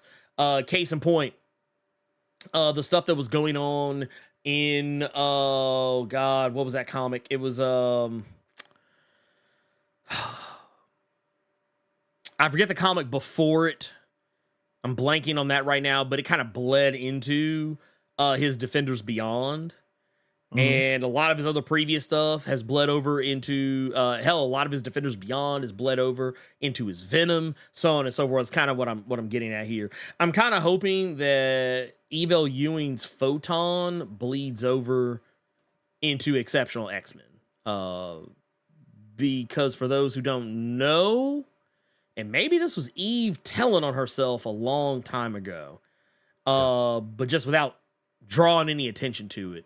For those who don't know, Monica Rambeau's origin has been retconned. And I have discovered on Twitter, to the chagrin of a lot of supposed Monica Rambeau fans, the same thing happened with Miss Marvel as well. They are annoyed about that as well. So well, no, it struck me as odd. Struck me as odd. Here, I'll show it here just because I've done a video about it, but here.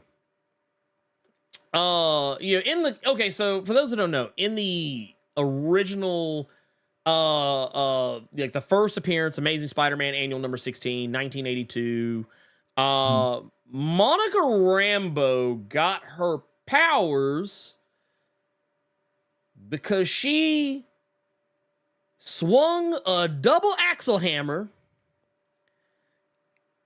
barehanded at a machine, the machine go boom, and then she get powers. That was the origin, more or less. This is what leads to her in the disco get up and everything.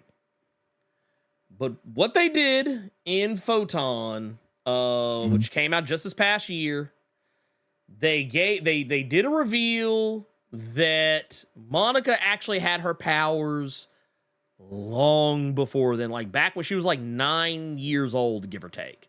9 or 10 years old, something along those lines. And that she was born with those powers. Matter of fact, take even one step further, when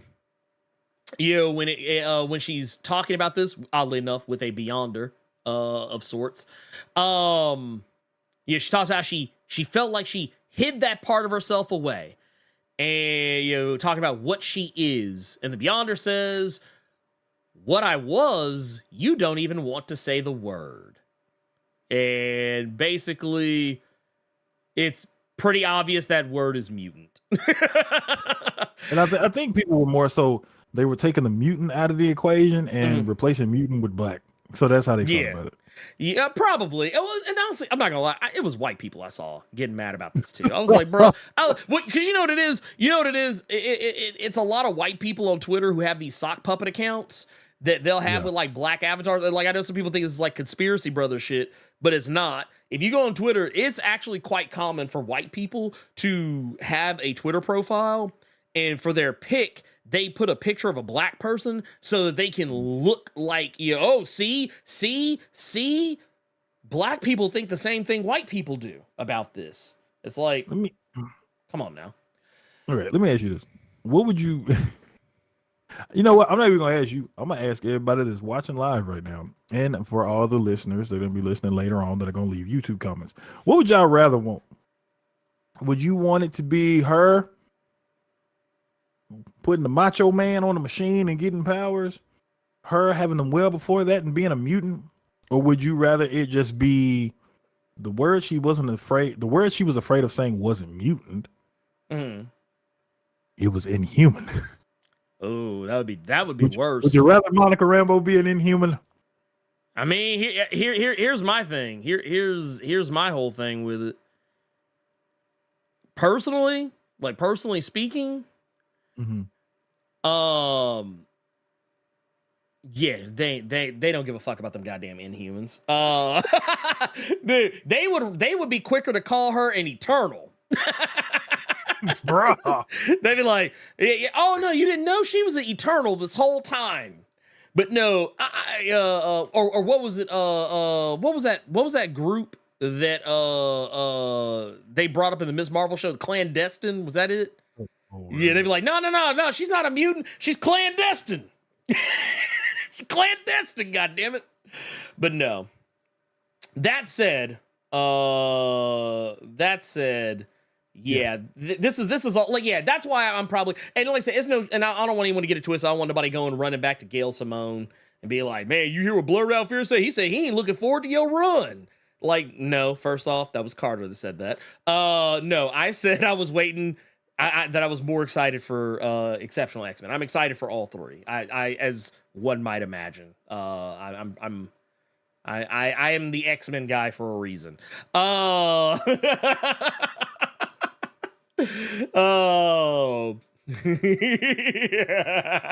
Wait, he said, hear me out. Hear me, I have Monica be similar to Kamala, but Inhuman and X-Genes synergized.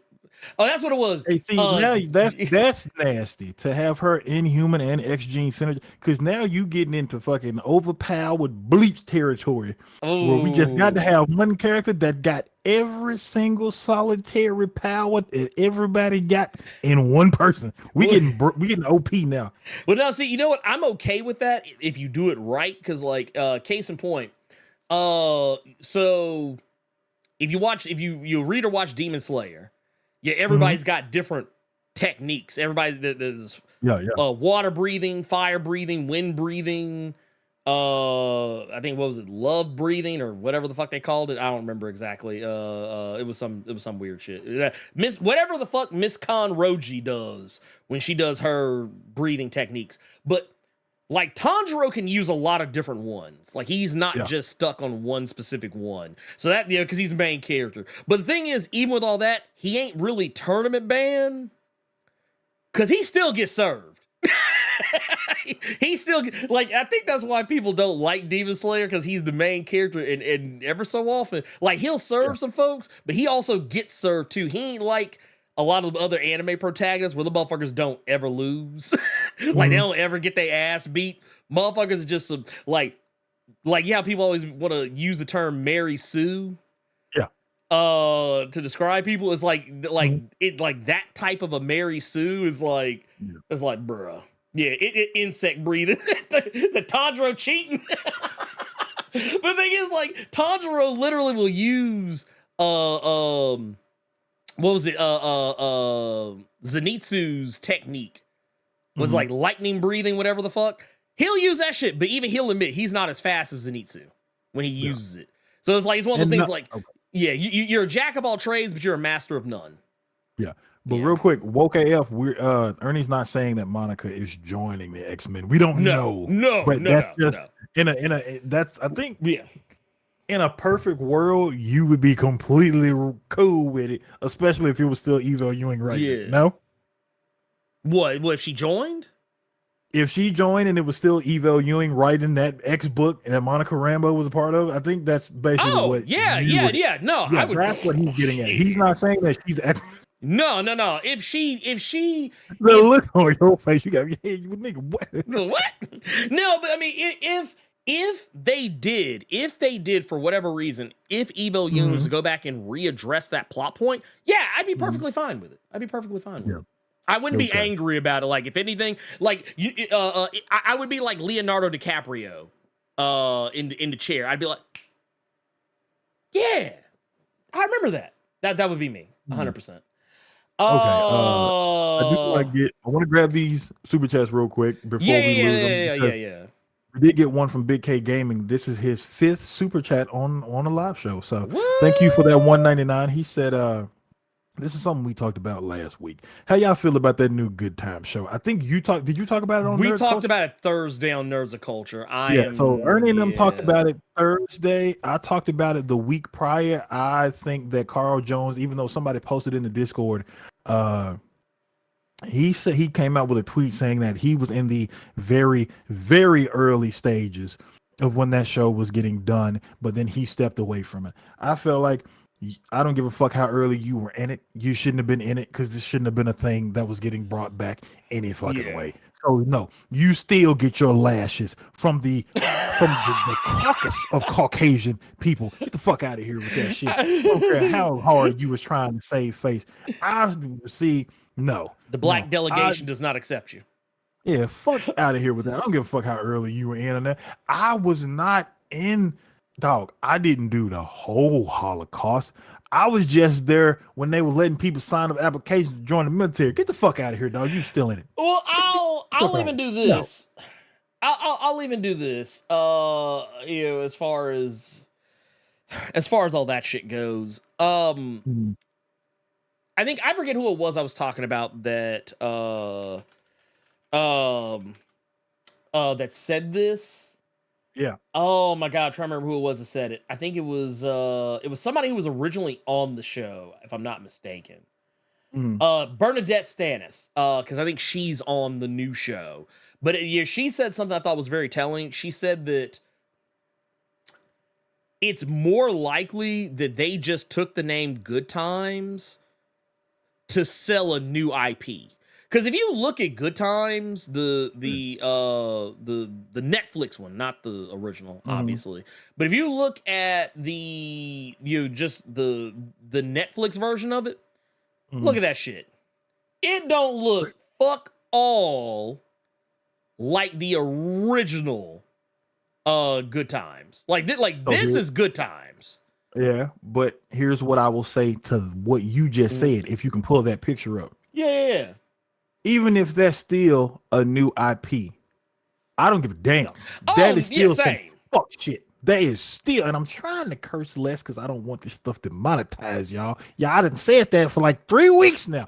But still, even if they just took Good Times and put it on this new IP just off of these images and the trailer alone. Yeah, no, 100%. Get out of my face before I hit you in the mouth. Like, no, miss me with that bullshit. I don't even want to talk about it no more. You know what? I would rather listen to Ernie sing this goofy ass super chat from Gabriel Knight. Thank you for the 1999 saying happy Saturdays, Ernie and Carter. Just supporting the cave before my battery runs out. I will catch the rest of the show later. Thank you, Gabriel Knight, for this fucking 1999. Super chat. And we got a good 10 from Jasmine. If Eva Ewing does bring Monica into the X-Men, I kind of hope her breakup with Adam is explained. You just want to teach your nosy ass. It's mentioned in Al Ewing's resurrection of Magneto from earlier this year, but that's it.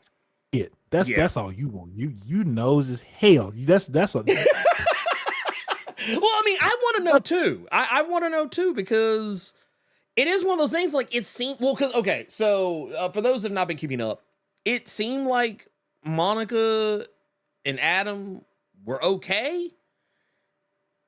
And then, like, out of nowhere, it was like when I think actually, hell, it might have even started in that Doom series because Adam didn't really bring up Monica there either. And I think if he did, he didn't say much about her. But, like, when you get to, like, Defenders Beyond and Me too. It couldn't have just been an amicable separation. Y'all know the ass just want to know the drama behind the scenes. You want to know if he left that toilet seat up, if she went to clean drawers one day and saw something that she shouldn't have seen that was not antimatter. Y'all just being nosy. I wonder, actually, no, now you make me wonder, does he shit antimatter? Is this shit antimatter? What's next story we getting into today, Ernie? But without fear, who are we getting into? I think we getting into mine. This is something that Ernie wanted me to cover that I was actually a really big fan of. Any of you all that know me, that I've been on the show, and I think there are several of you all that are fans of this series too. Dark Knights of Steel. Yes, sir. I got both of these bad boys right here, both on my show. Volume 1, Volume 2, even that's Volume 2, and I put them in the extremely wrong order. We're gonna get more Dark Knights of Steel, ladies and gentlemen, but this time it will not be from Tom Taylor, but it will still be in that tapestry of Dark Knights of Steel. Pretty much like if I can move this Spider-Man by Chip Zdarsky omnibus out of the way, I'm pretty certain what they're gonna do with Dark Knights of Steel is what they did with Deceased. We're gonna have several things where it's gonna be from several different people, but it's all gonna be in that realm, in that universe. And I think Deceased got 1, 2, 3, 4, 5 books, and it's looking like this continuation of Dark Knights of Steel is gonna get a book as well, because this one, again, it's not gonna be from Tom Taylor. It's going to be from a novelist by the name of, oh God, I just had it. Thank you. Jay Kristoff. I've never read anything from them, but I have seen his books in Barnes & Noble several times, which actually made me laugh. I don't think I have either. Okay. I don't believe I have either. Now, Tom Taylor is not going to be writing the main event, but he will be writing the backup stories in this. And if you can't tell who that is in that fire-ass cover, that is actually going to be Deathstroke. Did you have a lower third for that one as well? Because you still got that on. Oh, yeah. I was waiting for you to get to the thing, and then I lost track of. Okay. Yeah. So this one is going to be called Dark Knights of Steel Allwinter. It's going to be a 6-issue mini, which was pretty much how the Deceased books were as well. This is going to be more focused around a rather History Network Vikings looking ass Deathstroke. That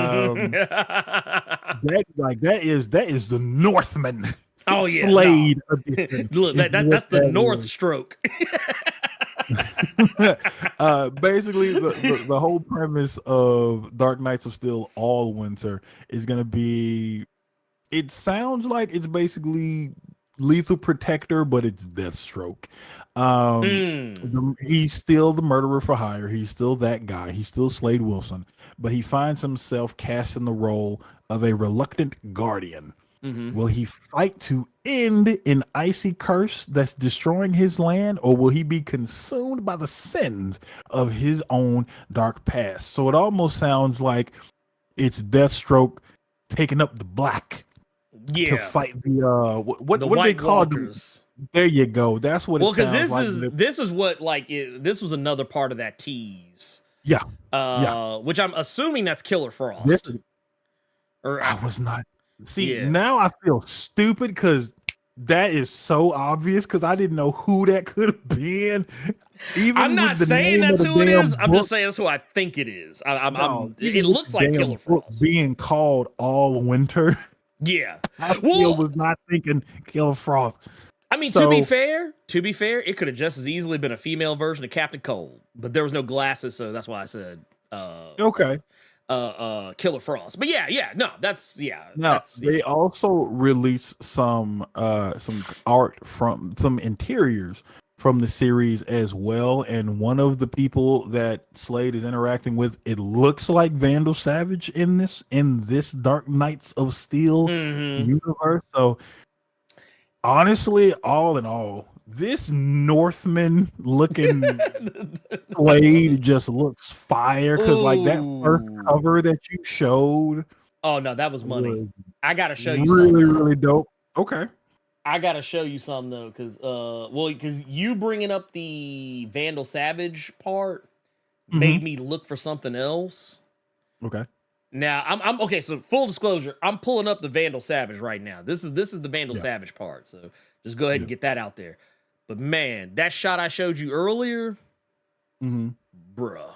That's fire. Now I don't know if the entire series is gonna be in black and white. No, I think it is.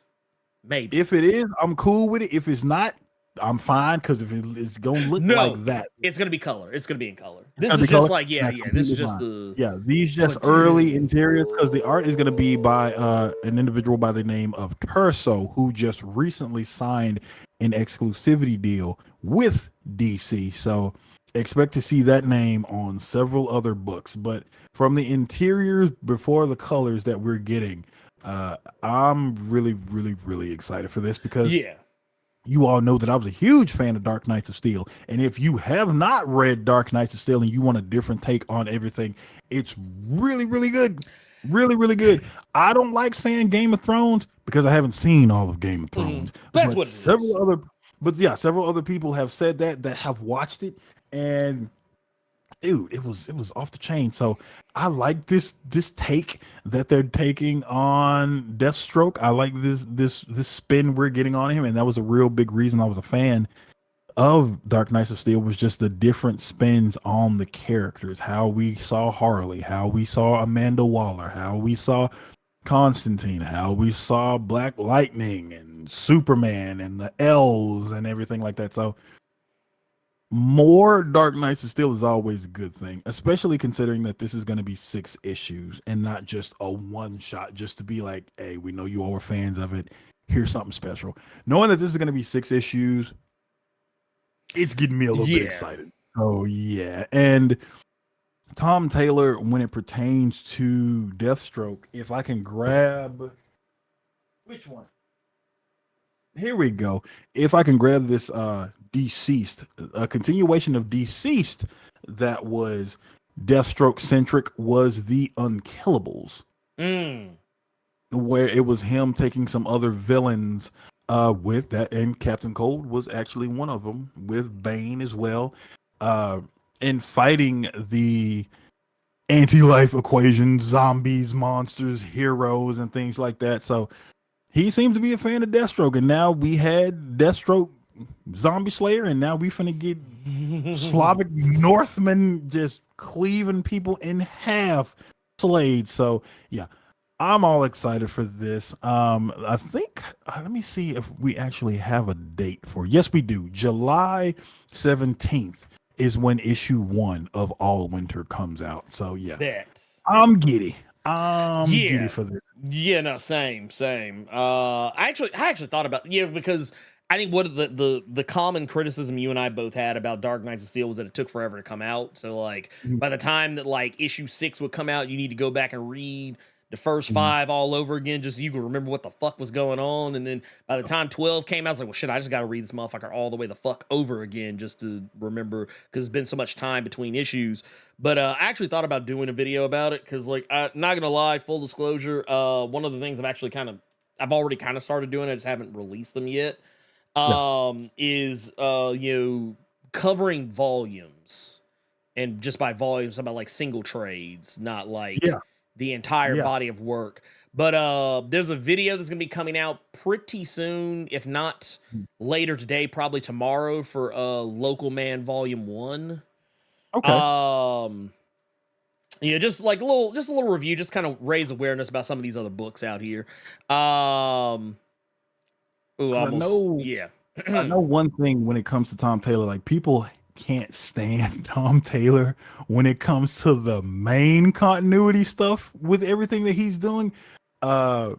Which is weird because I thought people liked his Nightwing. I haven't heard anything but great things about his Nightwing. Yeah, but even I think he's doing Titans too, if I'm not mistaken. Titans. I mean, it's a lot of people hate him just because of the John Kent. Yeah. And then they group the John Kent stuff with the Tim Drake stuff as well. So I know a lot of people will have words when it pertains to his main continuity, but when it comes to shit that's like Elseworlds, that boy is just A1. DC's, and somebody just said it in the chat, and that's just Tom Taylor as a whole. He will take some stuff that just should not work, and it just be fire. Injustice, the comic, when it was under his pen, should not have been as good as it was. Beast should not have been as good as it was. No. Dark Knights of Steel, that is collected. This is all 12 issues right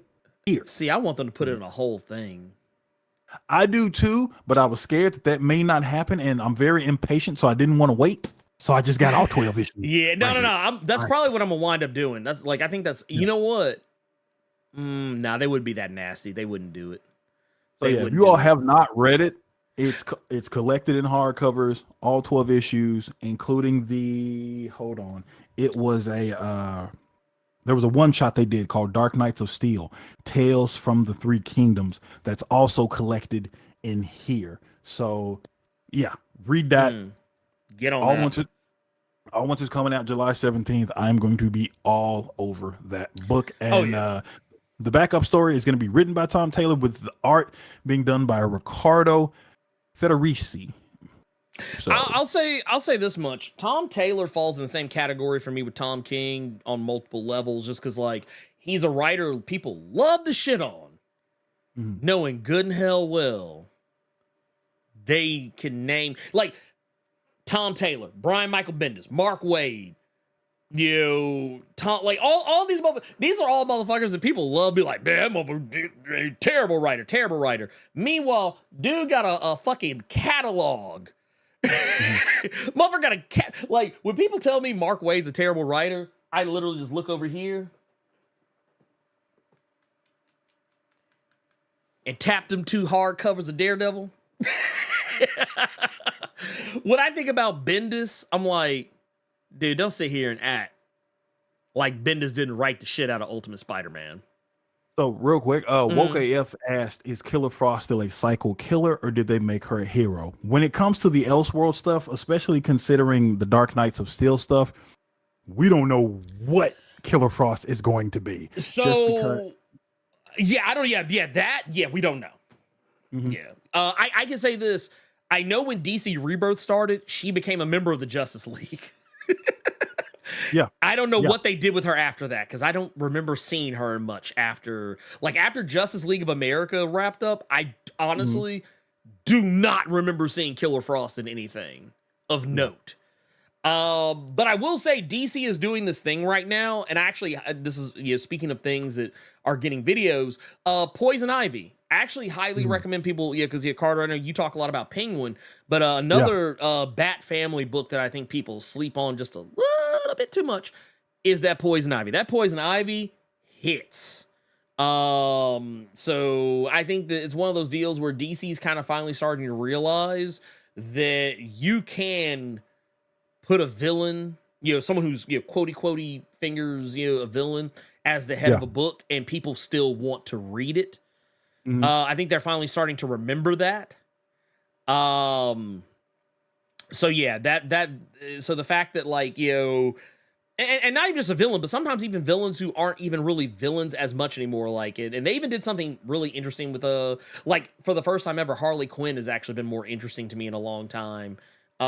Just because of some stuff. I don't know if you heard about it, Carter, but apparently Harley Quinn is going into the business of helping other supervillains be better supervillains. Or Okay. rather, and when I say it's kind of funny because consider everything they had done with Catwoman recently, where she was trying to like take the henchmen and unionize them. That's basically what the story was about. It was about unionizing henchmen. That was what it was about. Like, that was the core message. But Harley Quinn basically like taking villains and teaching them how to be a villain, but not necessarily be a dick. Like not be like a mass murdering psychopath. Like you be a villain, go rob and get your shit, but you ain't got to kill everybody you see. Yeah, shit like that. Like if you read, it's in the most recent issue of Harley Quinn. Yeah, and I'm sorry, guys. Until they wise up and make Poison Ivy and Harley a couple, I refuse to read anything. They totally belong together. Where you just gonna be stuck not reading good ass stories, because until they do that, we still been getting some bangers when it comes to those characters. I'm pretty sure there are a couple now. I think maybe, is it in continuity or is it just on the show? Poison Ivy's in continuity. No. With her and Harley being an item, is it just on the Harley Quinn show? No. I mean, they're booed up in her comic, like the main DC continuity comic. Look, boom. Okay, woke up. You showing that you ain't read shit in a minute, so you need to fix that, because that boy just asked. I thought Catwoman was a mob boss. What happened to that? That was a good run. Yeah, that was New 52. You said you'll live. Yeah, you just gonna keep complaining about shit that you didn't even know was a thing that didn't happen. You complaining about shit that happened. That happened in New 52, and it was good. I actually need to buy those trades of when she was. Who was that? Was that Joelle Jones? Was that Joelle Jones on the book? No. That was who was that on New 52? That was Genevieve Valentine. Okay, got you. That was 10 issues of Catwoman in New 52. I will say this. Teenie Howard's Catwoman is actually really good. Okay. I think Catwoman's book has low-key been good for the past like decade or more, and just nobody talks about it. It's like ooh on the TLC tip. That's basically what the but no, it's. You see what I sent you real quick? Oh, hold on, let me see. Yeah, hold on. Yeah, got you. I got you. Bam. Gotcha. Here. I'm gonna hold the con for a moment. But basically, the long and short of it is, at least as far as I know, I'm not reading Harley Quinn week to week, but in the issues I've seen, they have been hugged up on each other and have been a thing. So I don't know.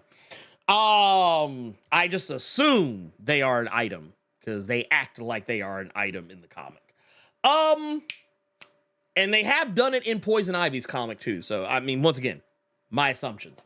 That said, I'm gonna go ahead and get into, because I want to say we're actually in the recommendeds category right now, so we're just gonna do that, and I think we'll all be better. I think we'll all be better for it, honestly. Here, let's see if I can do this without breaking everything. Oh no, it's gonna break everything. Nah, we're not gonna do it. First and foremost, let me bring up what I am going to be recommending. Earlier we pretty much kind of gave it away. We're going to be recommending Quantum and Woody, though I'm pretty sure we're going to be recommending very different iterations of Quantum and or Woody.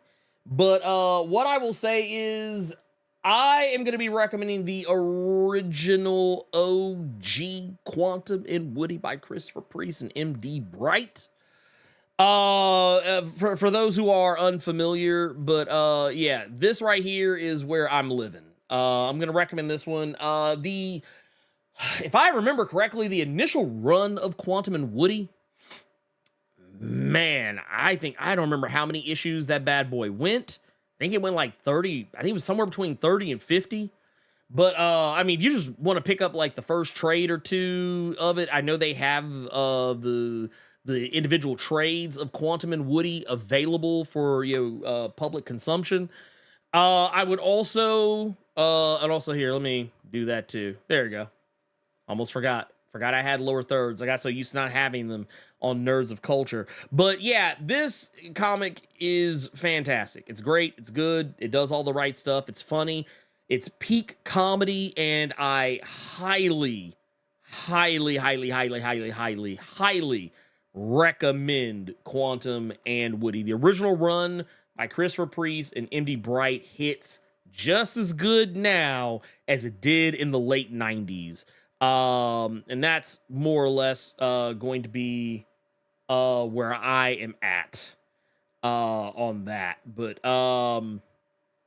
beyond that, I guess whatever Carter comes back, he can give his, but I think he's pretty much, I think I'm pretty sure I know which Quantum and Woody he's probably going to recommend. I'm almost positive I know. So I'm just going to put this image up. This is the one that James Asmus and Tom Fowler and Jordy Belair did, that was from the 2014 era, I believe it's were. And also a good one. Personally, I prefer the Christopher Priest MD Bright, but this is just as good. Like, I would say just, it's close. It's close. It's almost there. It's like just short of being as good as the original, but it's got the same energy. Got the same energy and love to see it. Let's see here. Have I read the Livewire's new series? I have not read yet. I think just the first issue's out right now. I haven't got a chance to read it yet. For those that don't know, I am reading a lot of things right now. Of course, I've been talking about that Go-Go Loser Ranger. Been reading this. I got Kaiju number 8 somewhere around here. Also got this. Black Panther T'Challa Declassified. I got this. I've been reading this as well. But this is more of a book that I might talk about here pretty soon. And also, on top of like the myriad of other comics that I've been reading, I have also been going back and reading the original Ghost in the Shell. So I got the hardcover for it. It's got like all of the original Ghost in the Shell joints from back in the day, even prior to the movie. But that said, booyah, we're here. I will say too, as far as, what was the other thing that I read? Because I've been getting caught back up on Daredevil. I've been getting caught back up on She-Hulk, Batman. Because I'm not gonna lie, I kind of hard body fell off of Batman. The Chip Zdarsky Batman stuff. Right now, the only DC book I've been reading with any like regularity, if it's not Poison Ivy, it's been Wonder Woman. Those have been great. Catwoman's been good. I let Catwoman stack up and then just wait for the trade. Sad but true. Trying to think of what else. And then like everything else, like I read a lot. I probably read more Marvel than I do DC by like a country mile. And then Image kind of, I would say, would technically dwarf what I read at Marvel, but only in terms of quality. I read a lot of Image shit, though. I probably read just as much Image as I do Marvel. Of course, there's Boom Studios. I know they had a Power Rangers versus Godzilla Part 2 come out this week as well, so I still got to go back and read that as well, so... So yeah, man, what's up, Robo? I see you sneaking in here. You thought we wouldn't notice, but we did. Let's see. What else we got? Let's go ahead and get into our questions from the Discord. We're going to do that. Let's get into questions from the Discord.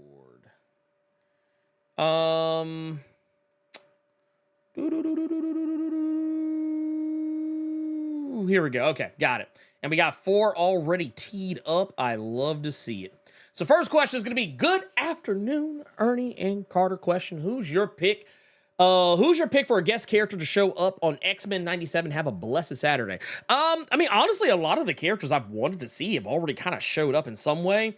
Though I will say, for those of you who saw the most recent episode, I really liked it. If you couldn't tell in the video I did for it, if you couldn't tell that I thoroughly enjoyed the A Different World section that they did. Oh, here, let me do this too, because we're in that section now. If you couldn't tell, I was very excited about that. Very, very, very, very excited about that. And even more excited that Darwin was a part of it. So yeah, if there was anybody else, yeah, I would love to see Darwin actually like show up. But like, I know a lot of the cameos have largely been like, oh, Morph turned into a character that you would like to see on the show. I would like if they actually, and I'm not expecting them to do it now, but like if they actually went back and did like an adaptation of Deadly Genesis, that would be gangster. I would actually really like that. Like, I know they got a season 2 and 3 announced somewhere in season 2, somewhere in season 3. I would love to see them adapt Deadly Genesis. That would be fantastic. So that's my pick there. Or actually, no, let me take that. Oh, you know what? I'll give a second one just because, you know, I really want to see this as well. I would love it just because of how successful they have been with the 90s stuff. I would really like to see if they wanted to make like a spinoff. I would love to see them do a Generation X spinoff show, or like even do an episode where Jubilee like goes off to have classes, kind of like what they did with Kitty Pryde back in the day, where like some of y'all might remember I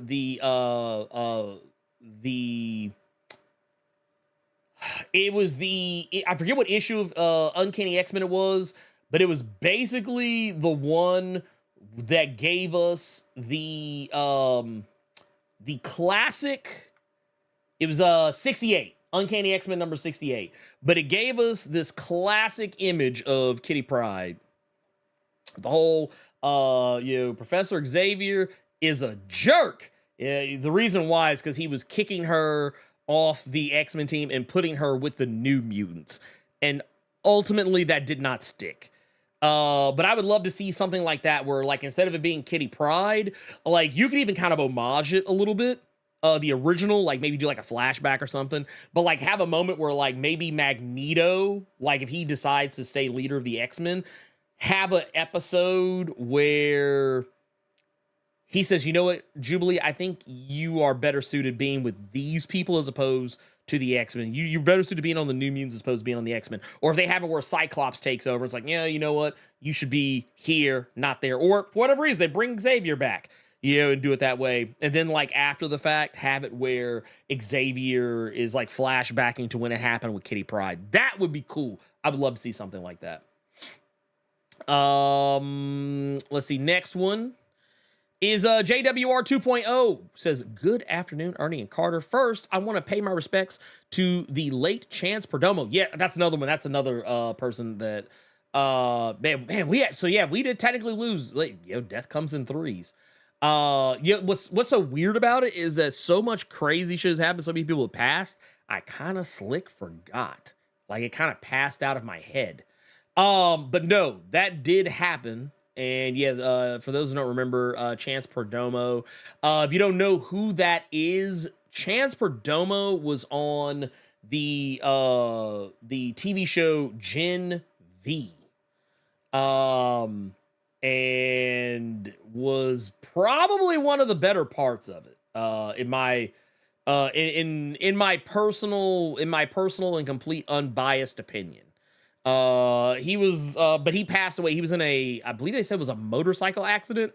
I don't think it had anything to do with the show. It sounds like it was something that he was just kind of like, he was on a motorcycle, just out and about.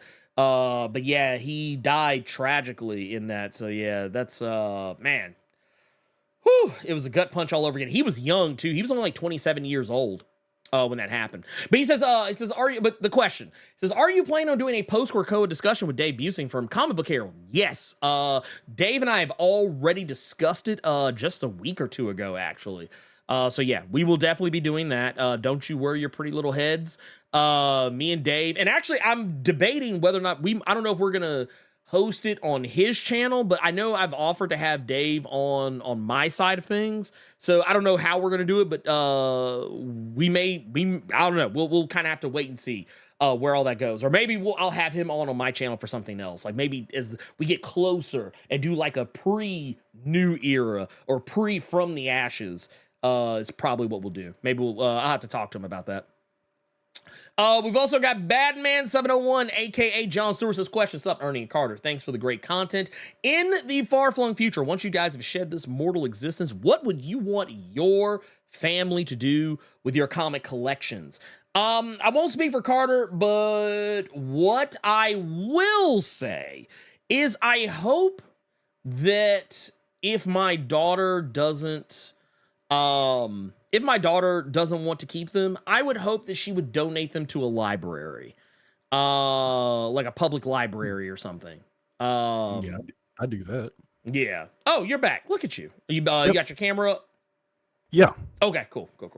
Yeah, that's something that I do. That I previously did before my stuff got snatched. But yeah, I would give mine a lot of times to a local library over here, just so they had a more up-to-date collection, because that's how I started reading. Yeah. It was just the local library over here by me, the one in Whitehaven, Ernie. I know exactly. Yeah. No, I know that. Yeah. So that, and I don't know, probably give them to like a relative. Like, I know my sister, I got her into it because she started reading. The first comic she read was Chew, which that's a great one to start on. Just a fantastic comic to start on. Dude, she wanted to go with me to Comics and Collectibles on a free comic book day, and that's what piqued her interest was Chew. I mean, I'm not hating on it, but it's just like, damn, of everything. Right.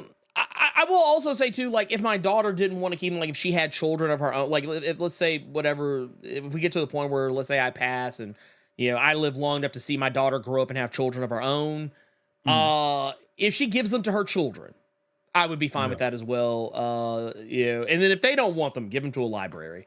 But yeah. That is that I think that's like probably the best. Robo, you ain't shit. I just want to go and put that out there. You ain't shit. They said mine will be buried with me. Fuck them kids. To be fair though, I understand why he feels that way, because I have not ever spoken to his daughter. I have spoken to his son, and I can kind of tell his son does not give a fuck about comics. so I totally get it. He's like, he know they ain't gonna take care of this shit.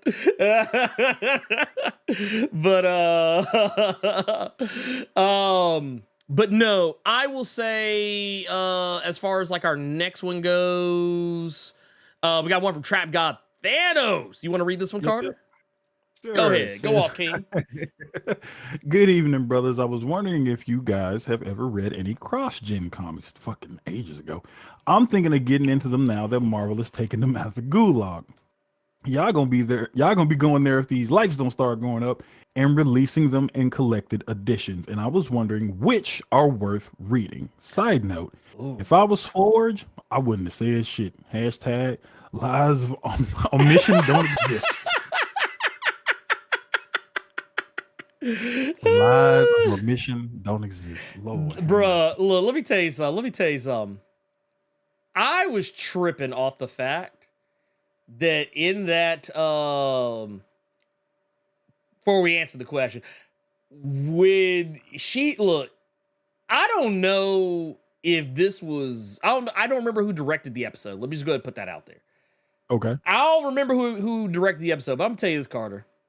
When Storm did this, I had PTSD. Because it reminded me of every time, either, like, it was two things that popped in my head. Two very real things that popped in my head. It reminded me of every time that, like, I ever got into it with a girlfriend that I had at the time, whatever, and I got called out for doing some dumbass shit or saying some dumbass shit, and like just the way she was looking, it was like I could literally hear the noogie coming out of her mouth. You know what? Speaking of being called out for stupidity by your loved ones, by your partners, we got Maneater in the chat right now, and I would just like her to know that a question was asked to myself and Ernie about where our comic book collections would go if we were to get sent to the Shadow Realm.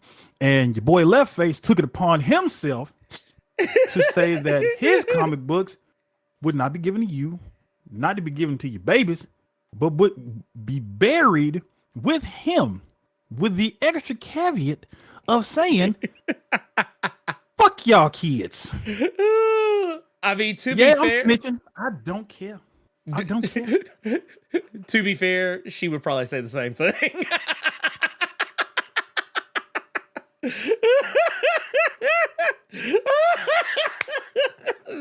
She already know what time. Look, I was gonna say if the time came, she would probably be the one throwing the motherfuckers in there. Wow. She'd be like, just the whole bookcase just go into the. So you saying that she would be the one to just take them books off the shelf because she's already imagining what shit she wants to put on the shelf to replace? Be like, yeah, go ahead, and just.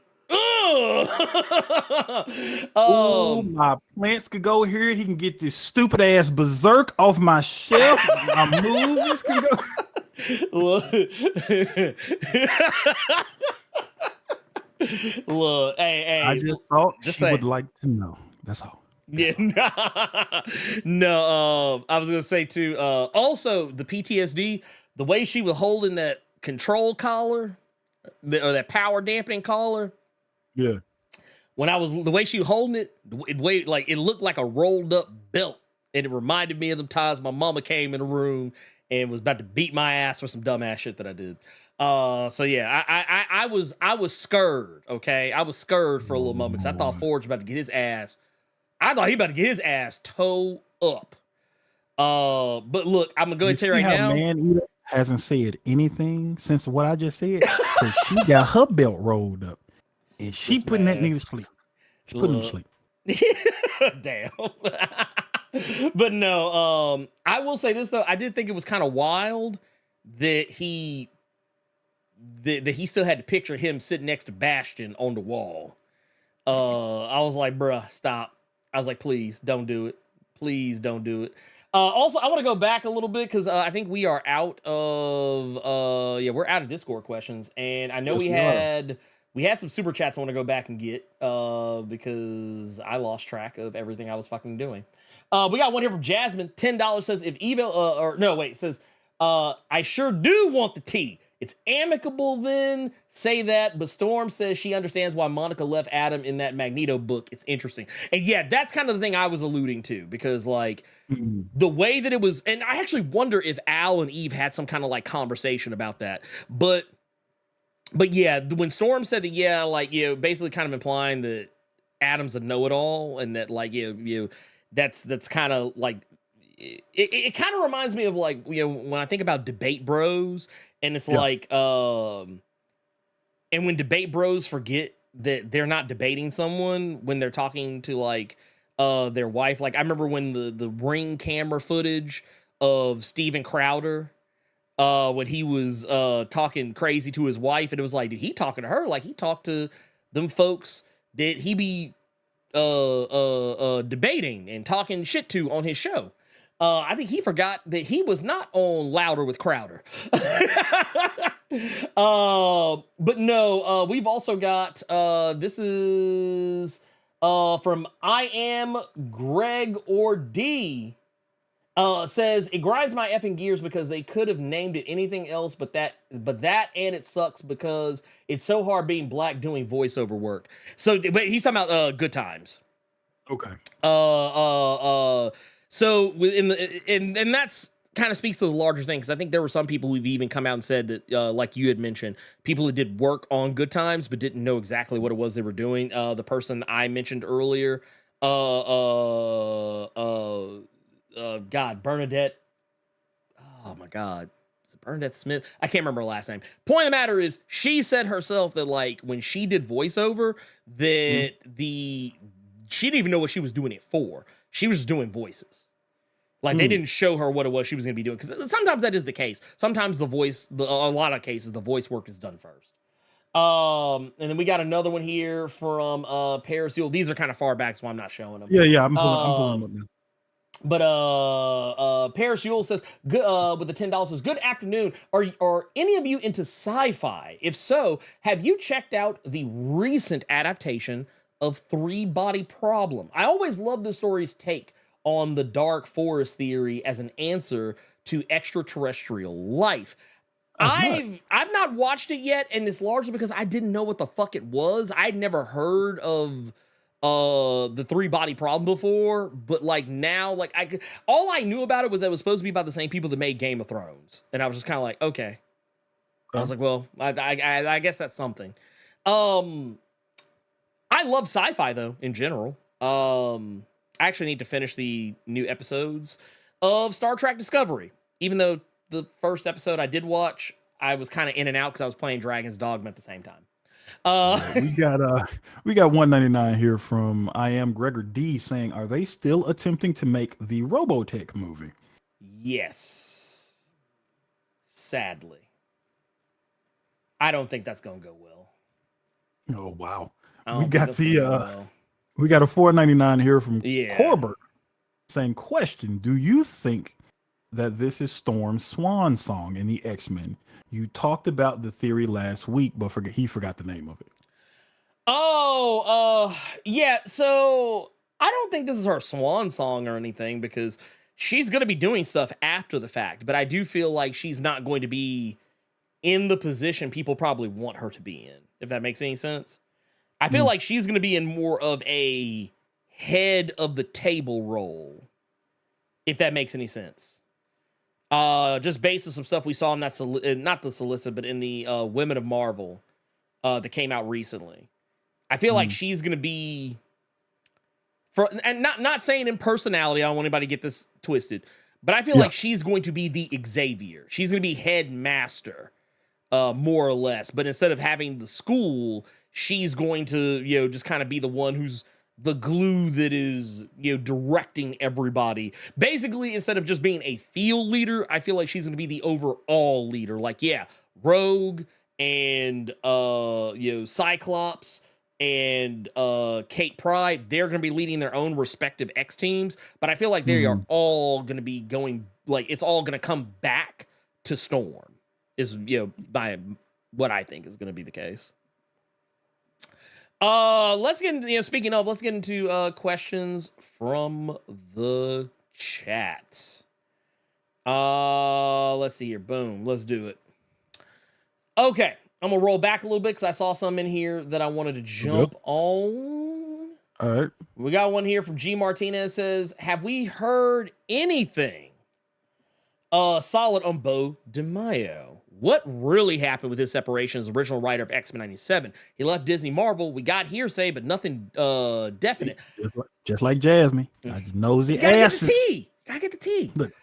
It's tea, man. Tea's good. Honestly, I don't think we're ever gonna learn. Not for a while. All we know is that he wrote season 2. He had only begun development on season 3 before he was fired. So, if anything, it sounds like he cooked on this first season, probably cooked on the second season, and we're going to have to wait and see what happens with the third. But you know how Marvel is? They'll fire a motherfucker and then bring him back. So, take that how you want to. We saw this with James Gunn. They fired James Gunn for problematic tweets that they knew he posted, that he apologized for previously, but because he didn't know his place. He started shooting shots at Donald Trump, and Trump supporters got mad and decided to drag up them old ass, moldy ass leftovers that have been sitting in the back of the fridge for 10 years that they forgot was in the fridge and said, hey, see y'all notice in the refrigerator? It just reminded me of that Cowboy Bebop episode when he had the lobster. Yeah. Mold and shit. Yeah. We got a $9.99 from Rajah Harris said, when are we getting rid of motherfucking Victor Creed? Oh. Yeah, hey, good brothers, Ernie and Carter. Hey, we appreciate it. He got to go. Sabretooth kind of wild in Sabretooth 4 right now. Man, look, Sabretooth is acting a whole... First off, I just want to say, I know that, a lot of people weren't crazy about the adamantium suit, but yeah, Logan need that shit.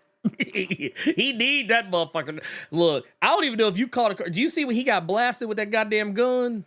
Yes. And you saw them claws... Look, the claws was out.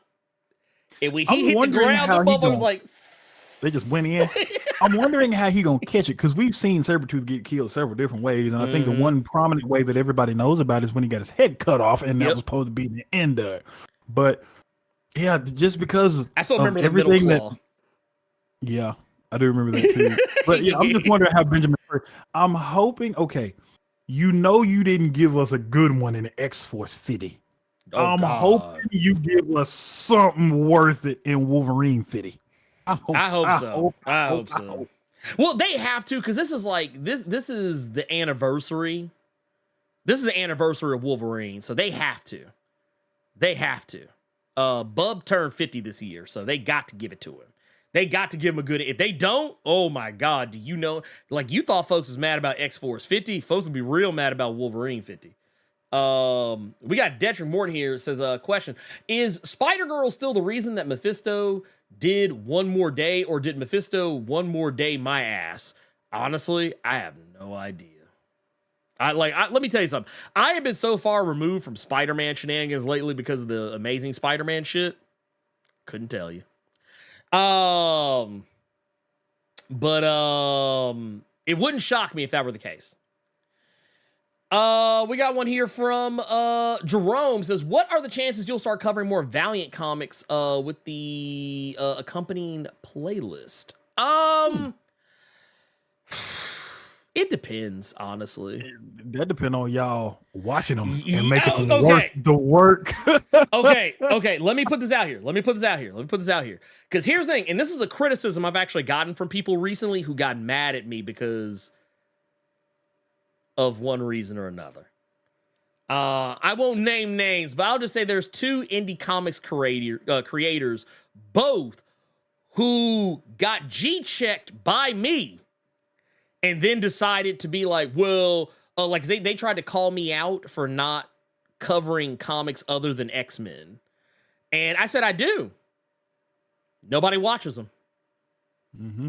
And they're like, well, I don't really know, because I don't really like the stuff you cover anymore anyway. And I was like, well, what's the point of this conversation? I was like, yeah, what's the point of the conversation? And I was like, why are you, first off, I was like, why are you trying to be on my platform if you don't like what I do? Like, it just sounds like you see that I have a fan base and you just want to co-opt that.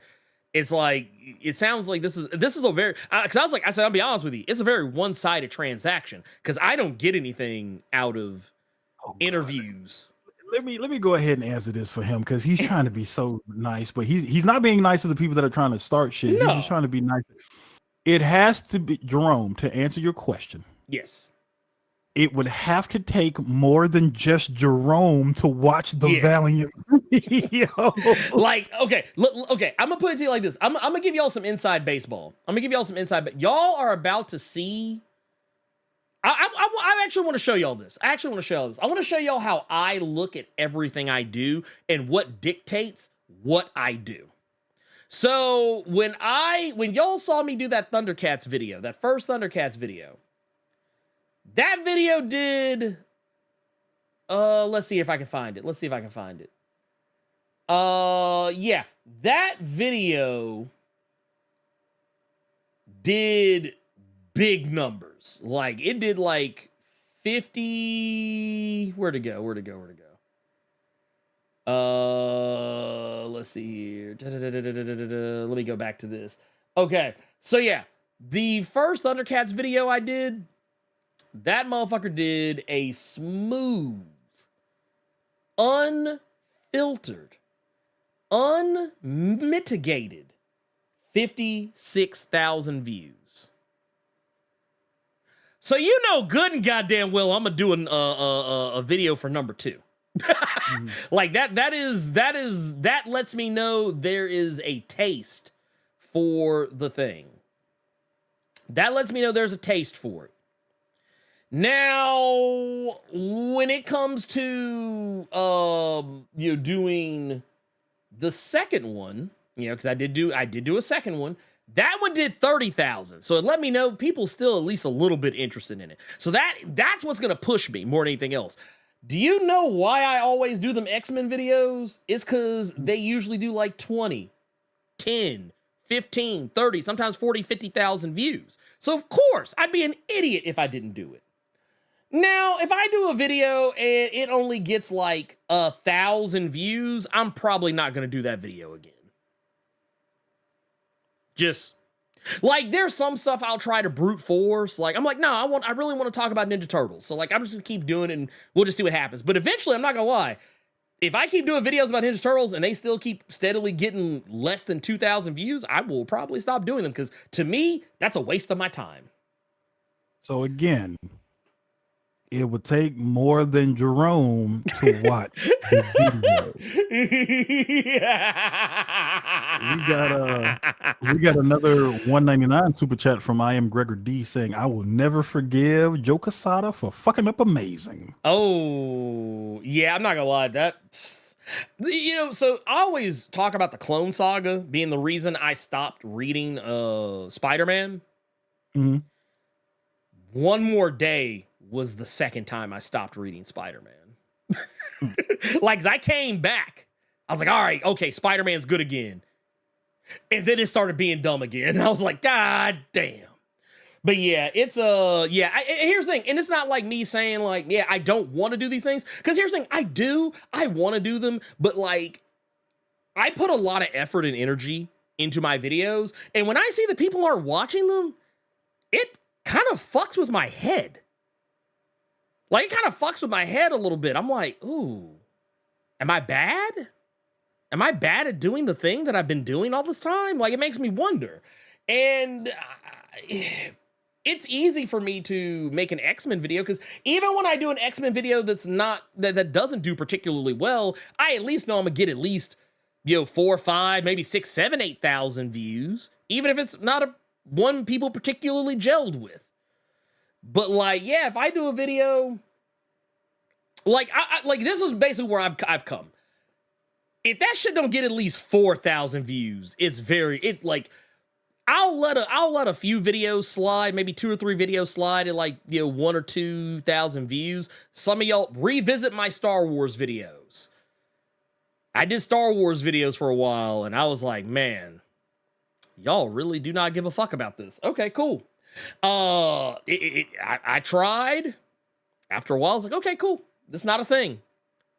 I'm a firm believer in trying something, more than a handful full of times, expecting different results is the definition of insanity. So, like Blade, I do Blade. Blade usually gets like 3, 4, sometimes 5, 6,000 views. So yeah, that's reasonable. Moon Knight is one that kind of does okay. Wonder Woman does okay sometimes. But yeah, if I see motherfuckers don't like it, shit. Shit. No. Hold on. Shit. I for goddamn sure ain't gonna do it if that's the case. So yeah. Is that 3 or 4? Well, I'm not gonna lie. Super chat excluded. Yeah, super chats. Well, that's why I was kind of trying to wait on those. I wanted to get some of those, some of these out of the way first, because I've slick lost some of the ones I was trying to answer before. Let's see here. Wait. Here, let's do this one.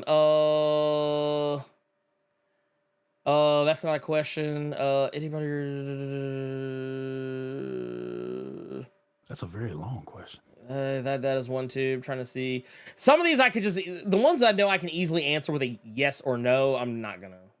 I'm gonna try not to. No, that's kind of a long one. I'm sorry, y'all. I'm looking through these. I'm right where you were with the Valiant comments from Jerome. I'm right there. Oh no, I went back because like I had questions all the way further back. Yeah, like I'm like, yeah, that's where I'm trying to go back and look. Some of those I feel like got lost in the sauce. Let's see here. There's that one there. Those are kind of small, so it's harder for me to read it. So I don't know why I'm trying to read on this little last screen. Did you see the one from Bill about life death storyline? No, I did not. Where is it? Way far back? Yeah. Okay, if you have it in front of you, go ahead and read it. All right, this is a question from Bill saying, is there a possibility in the life-death storyline in X-Men 97 that Storm will encounter Yukio? And he also wants to let you know that he left a Twitch Prime resub on Thursday's show. Oh, yeah. I did. I saw it, but I think I didn't see it till like well after the fact. So yeah, I appreciate that. So no, I don't think so. Maybe. Really? Maybe. Well, I mean, because so the whole thing with Yukio and Storm, if they did, like, I don't expect it to be like a whole like episode dedicated to it, because they're not even dedicating a whole episode at a time to the story. They're making it like they're basically, what they're doing is they're giving you a whole episode without giving you a whole episode. That's why it's split into like 2 parts, because life death is really quick. Like, it's that fast. It's only really like a 2-parter of a comic. And she doesn't even get her powers back in it. It's really, life death is just a love story. What's up? There's a question here from Yuri G, and I wanted to ask you if you were going to do a video on it, because you were so sure of who this person was. Oh, so Sir, yes. I can answer that just off rip. Yeah. Mm-hmm. Actually, the video is, I shot the video the day that I shot the X-Men video. Both of them. I just haven't put it out yet. Gotcha. It'll be out actually, that might be the one I release tomorrow. Okay. So yeah. Yeah. But yeah, it caught me off guard too. It caught, like, honestly, I'm not going to say anything. I'm going to save it for the video. There you go. I'll save it for the video. What is but yeah, let me scroll through this and see. Let me watch it. Why did not be responding? Well, no. Okay, so here's the thing. So, and I wanna make sure that I didn't mean to click on that one, but yes.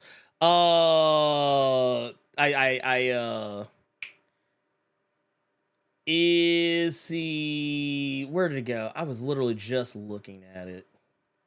Here it is. Or no, that's not it. That's not the one. I was looking for the thing. So this one, I'll just answer it because I can't find it in here to display it. But basically, the long and short of it is, G. Martinez was saying they may be watching it, but just might not be responding to trigger the algorithm. Well, okay, so here's the thing. 1, they're not liking the video. 2, they're not commenting on the video. And 3, if they do watch the video, they're only watching a part of it. And I kind of feel like this is kind of you live in the house you build. Yeah, that's a thing Brobo and I say to each other all the time. You live in the house you build. So I think sometimes when I do videos where I don't just granularly break down every single facet of a comic, like literally just spoil the fuck out of an entire comic, I feel like people don't like those the videos where I just talk about something that I like, which is weird. You would think it'd be the other way around.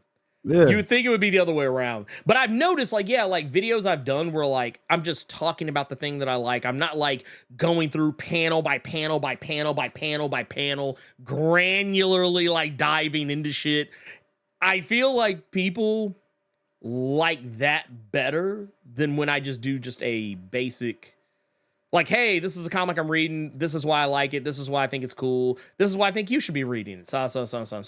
I feel like when I do those, people like those less.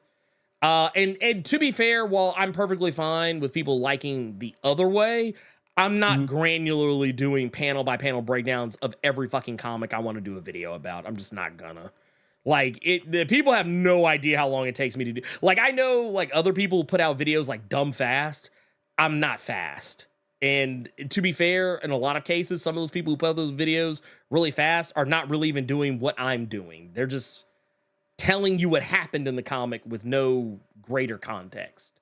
There's motherfuckers that don't even want to tell you in the comments. They just putting the panels on your screen with music playing. Yeah, that's it. I've seen that shit. I was like, okay. I was like, all right, whatever. I mean, yeah. I'm not hating. It just is what it is. But I feel like people. I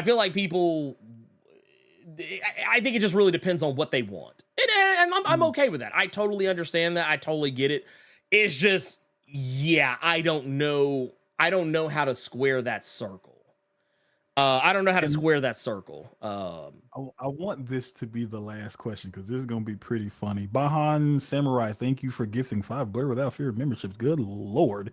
Yes. Woke AF, Jasmine, Christian rapper, Jamelin Parks, and Dewan. Welcome to the Blerd Cave conglomerate because we got to change the name to Blerd Coa since Krakoa is fucking dead. Yeah. But I want this to be the last question because I want to see what you say. This is from G Martinez Mac. This is for you and me. It's out of left field. Technically, I think we already answered a question from G Martinez.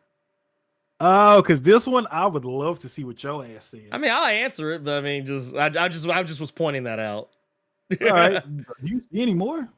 I mean, I've kind of scrolled around some. I mean, I'll tell you what. Here's one. Carlos Johnson's question: do you think White Queen will recruit Sunspot for the Hellfire Club like Emma did Firestar, but unlock his powers like Iceman in the '90s? That's a lot. It'll be awesome if we get a Hellfire Gala. I mean, I think you'll still get the Hellfire Gala.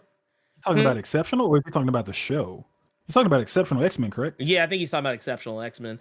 I don't know if Sunspot's going to be on that team or any team for that matter. I mean, I guess it would be cool, but I mean, this is going to sound ugly. Uh-oh. But I don't want Sunspot becoming an Omega level mutant because a white woman who calls herself the White Queen helped him do it. Does he still have the nasty plant thing on him still too, or inside of him or some shit? Oh, you think about Sunfire. You're thinking about Sunfire. You're thinking about my Sunfire. But no, I'm talking about Sunspot.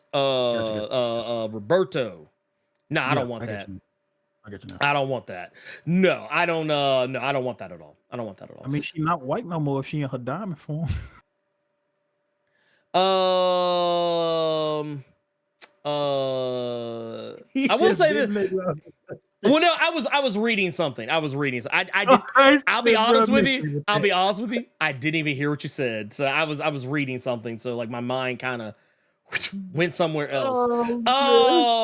Let me read this. I tell you what, we'll read another one, and then I'll go back and I'll read that one that you brought up. Oh no, we don't have to. Well, no, I'm curious because it is something I'm actually interested in. That was where Bill's question was. It was there, but we did answer it, so there you go. Mm-hmm. But yeah, if you wanted to do like I will admit I didn't see the next season part, but yeah, next season sure, but I don't. Mm-hmm. They're barely giving any time to the life death story as is in a single episode, so adding in Yukio would just take away from what's going on. That said, another one here is that one's too long. I would literally be sitting here umming and ahhing all day. Do you see the one from Valerian Doll? Yes, I do. If it's the one I think it is. Talking about this one, do you think Milestone being in a separate universe than DC diminishes the impact? Not really. I mean, to be fair, it was that way before in the original run. Mm-hmm. They were, samesies. So yeah, no, not really. Not at all. I think more people would complain if they were in DC proper, because when all the big shit and Heroes and Crisis on Infinite Planets and the Blerdscape and the War of the Comics Explained comic pop, you got all these black folks around here. You got Static, you got Rocky, you got Icon, you got Hardwire, Hard Breach. Nobody can fight them. Not a single one. Not a single goddamn one. I will say though, here's one right here. Arthur Mason says, question, do you think Matthew Rosenberg might come back down the line to an X title? I remember how he got to kill off whoever just because Krakoa was on the works. I want to see what he does post Krakoa. Yeah, I mean, that is another one I'm curious about too, because honestly, I like Matthew Rosenberg's Uncanny X-Men, but he was killing off motherfuckers left and right. Who else did he kill off? I can only remember Dark Beast. No, that dude, that dude killed off Dark Beast. He killed off Shinobi Shaw. He killed off Joseph. He killed off Damn. Yeah, dude, those motherfuckers getting Wolfsbane. Wolfsbane got killed off. Who else? In the Pool Hall X-Men? Matthew Rosenberg. Where the fuck was I at? And then what was the girl's name? Run. What was the girl's name? Blind Spot, Blindfold, the blind girl. Yeah, with the forehead, Legion girl. Yeah. She got killed off in the first issue. She got killed. Well, actually, I don't think it was the first issue. Yeah, I don't think it was first issue, but like when they did like the like after the X-Men disassembled shit, they went straight into killing her ass. Like because they couldn't have any precogs. So he was basically Matthew Rosenberg came in, he was basically the cleaner. That man was killing everybody. Everybody was catching it. Ugh. Everybody caught it. I will say though, to go back to what I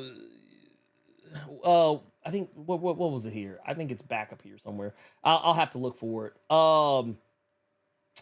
Because we did find it. But yeah, the question, it was basically it's left field, but how are y'all adapting to being celebrities? Not well.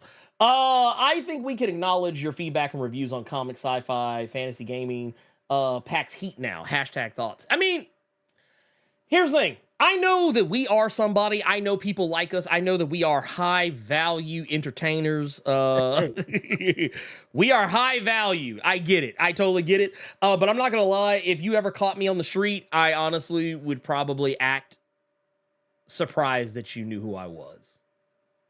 Like that's just how I am. I said this before when I was at MCX for Comic-Con. Somebody yelled my name from across the parking lot, and I was completely thrown off as to why they were asking for me.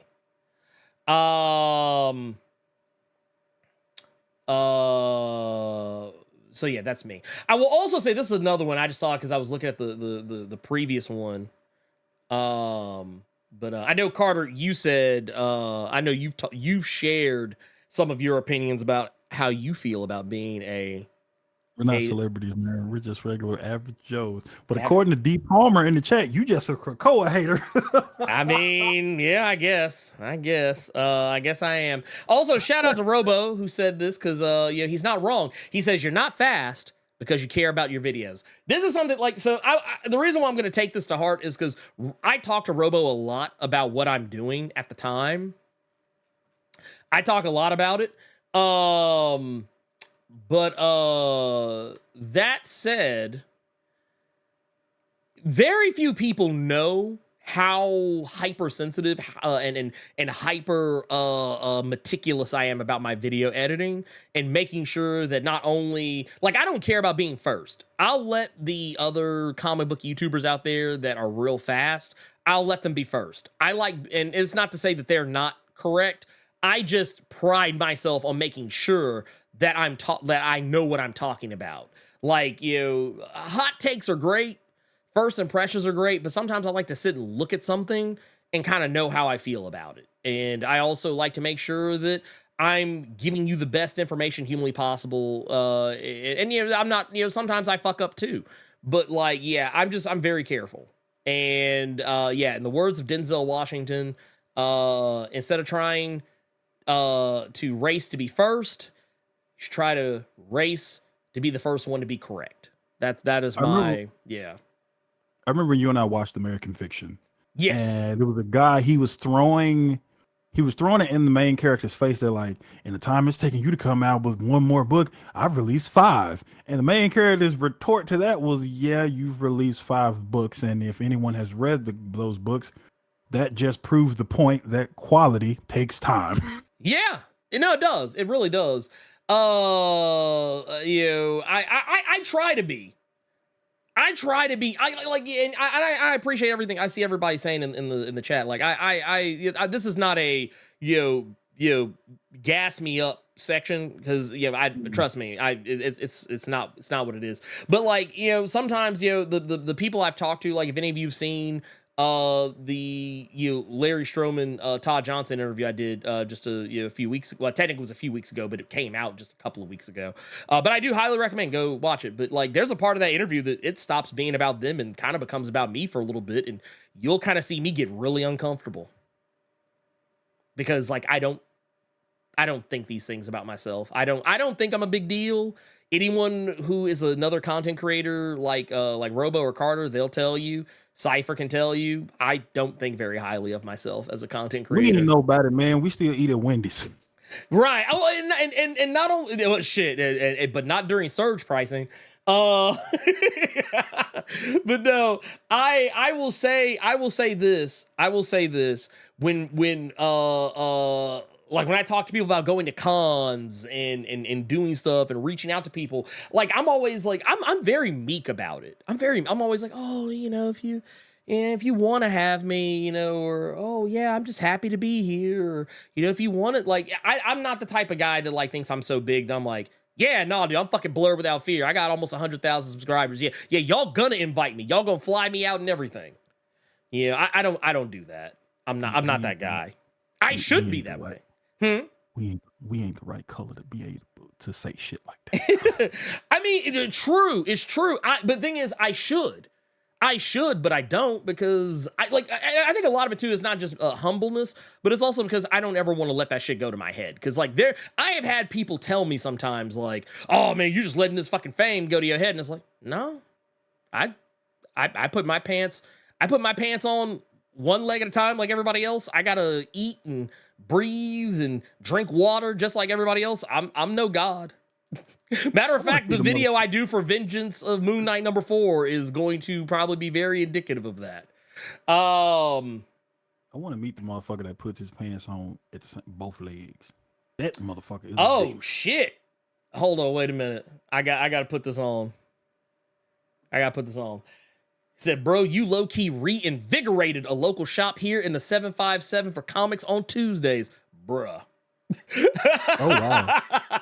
That's actually pretty fucking cool. That's fire. That, well, guess, oh, come on. You have an excellent channel, and that takes hard work and dedication. You guys are a brush of fresh air with a social media filled with channels like fuck the quartering. I don't give a fuck about that dude. That dude's a piece of shit.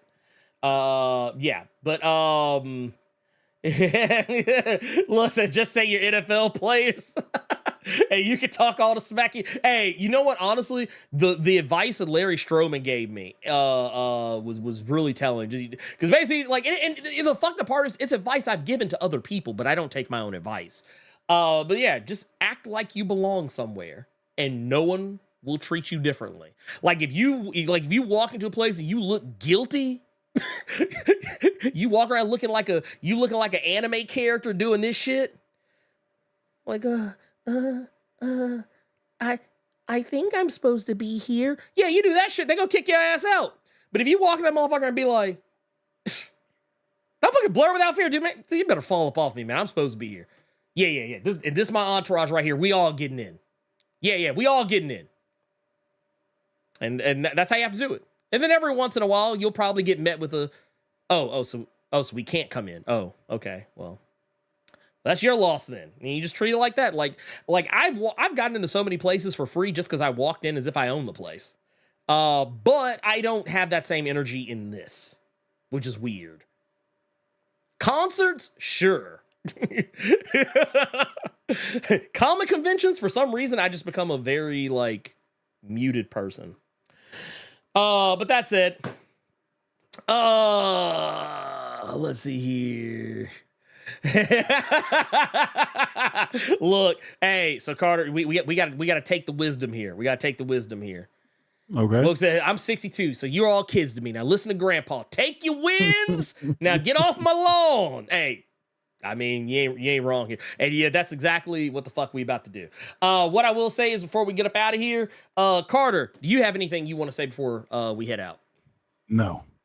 I do not either. That said, for Carter Presents, I am the Blerd without fear. And you know what? I said it before. I'm going to say it again just because I feel like it bears repeating. But all of you lonely, hating ass nerds that don't want to let anybody have a good time, you can go to hell.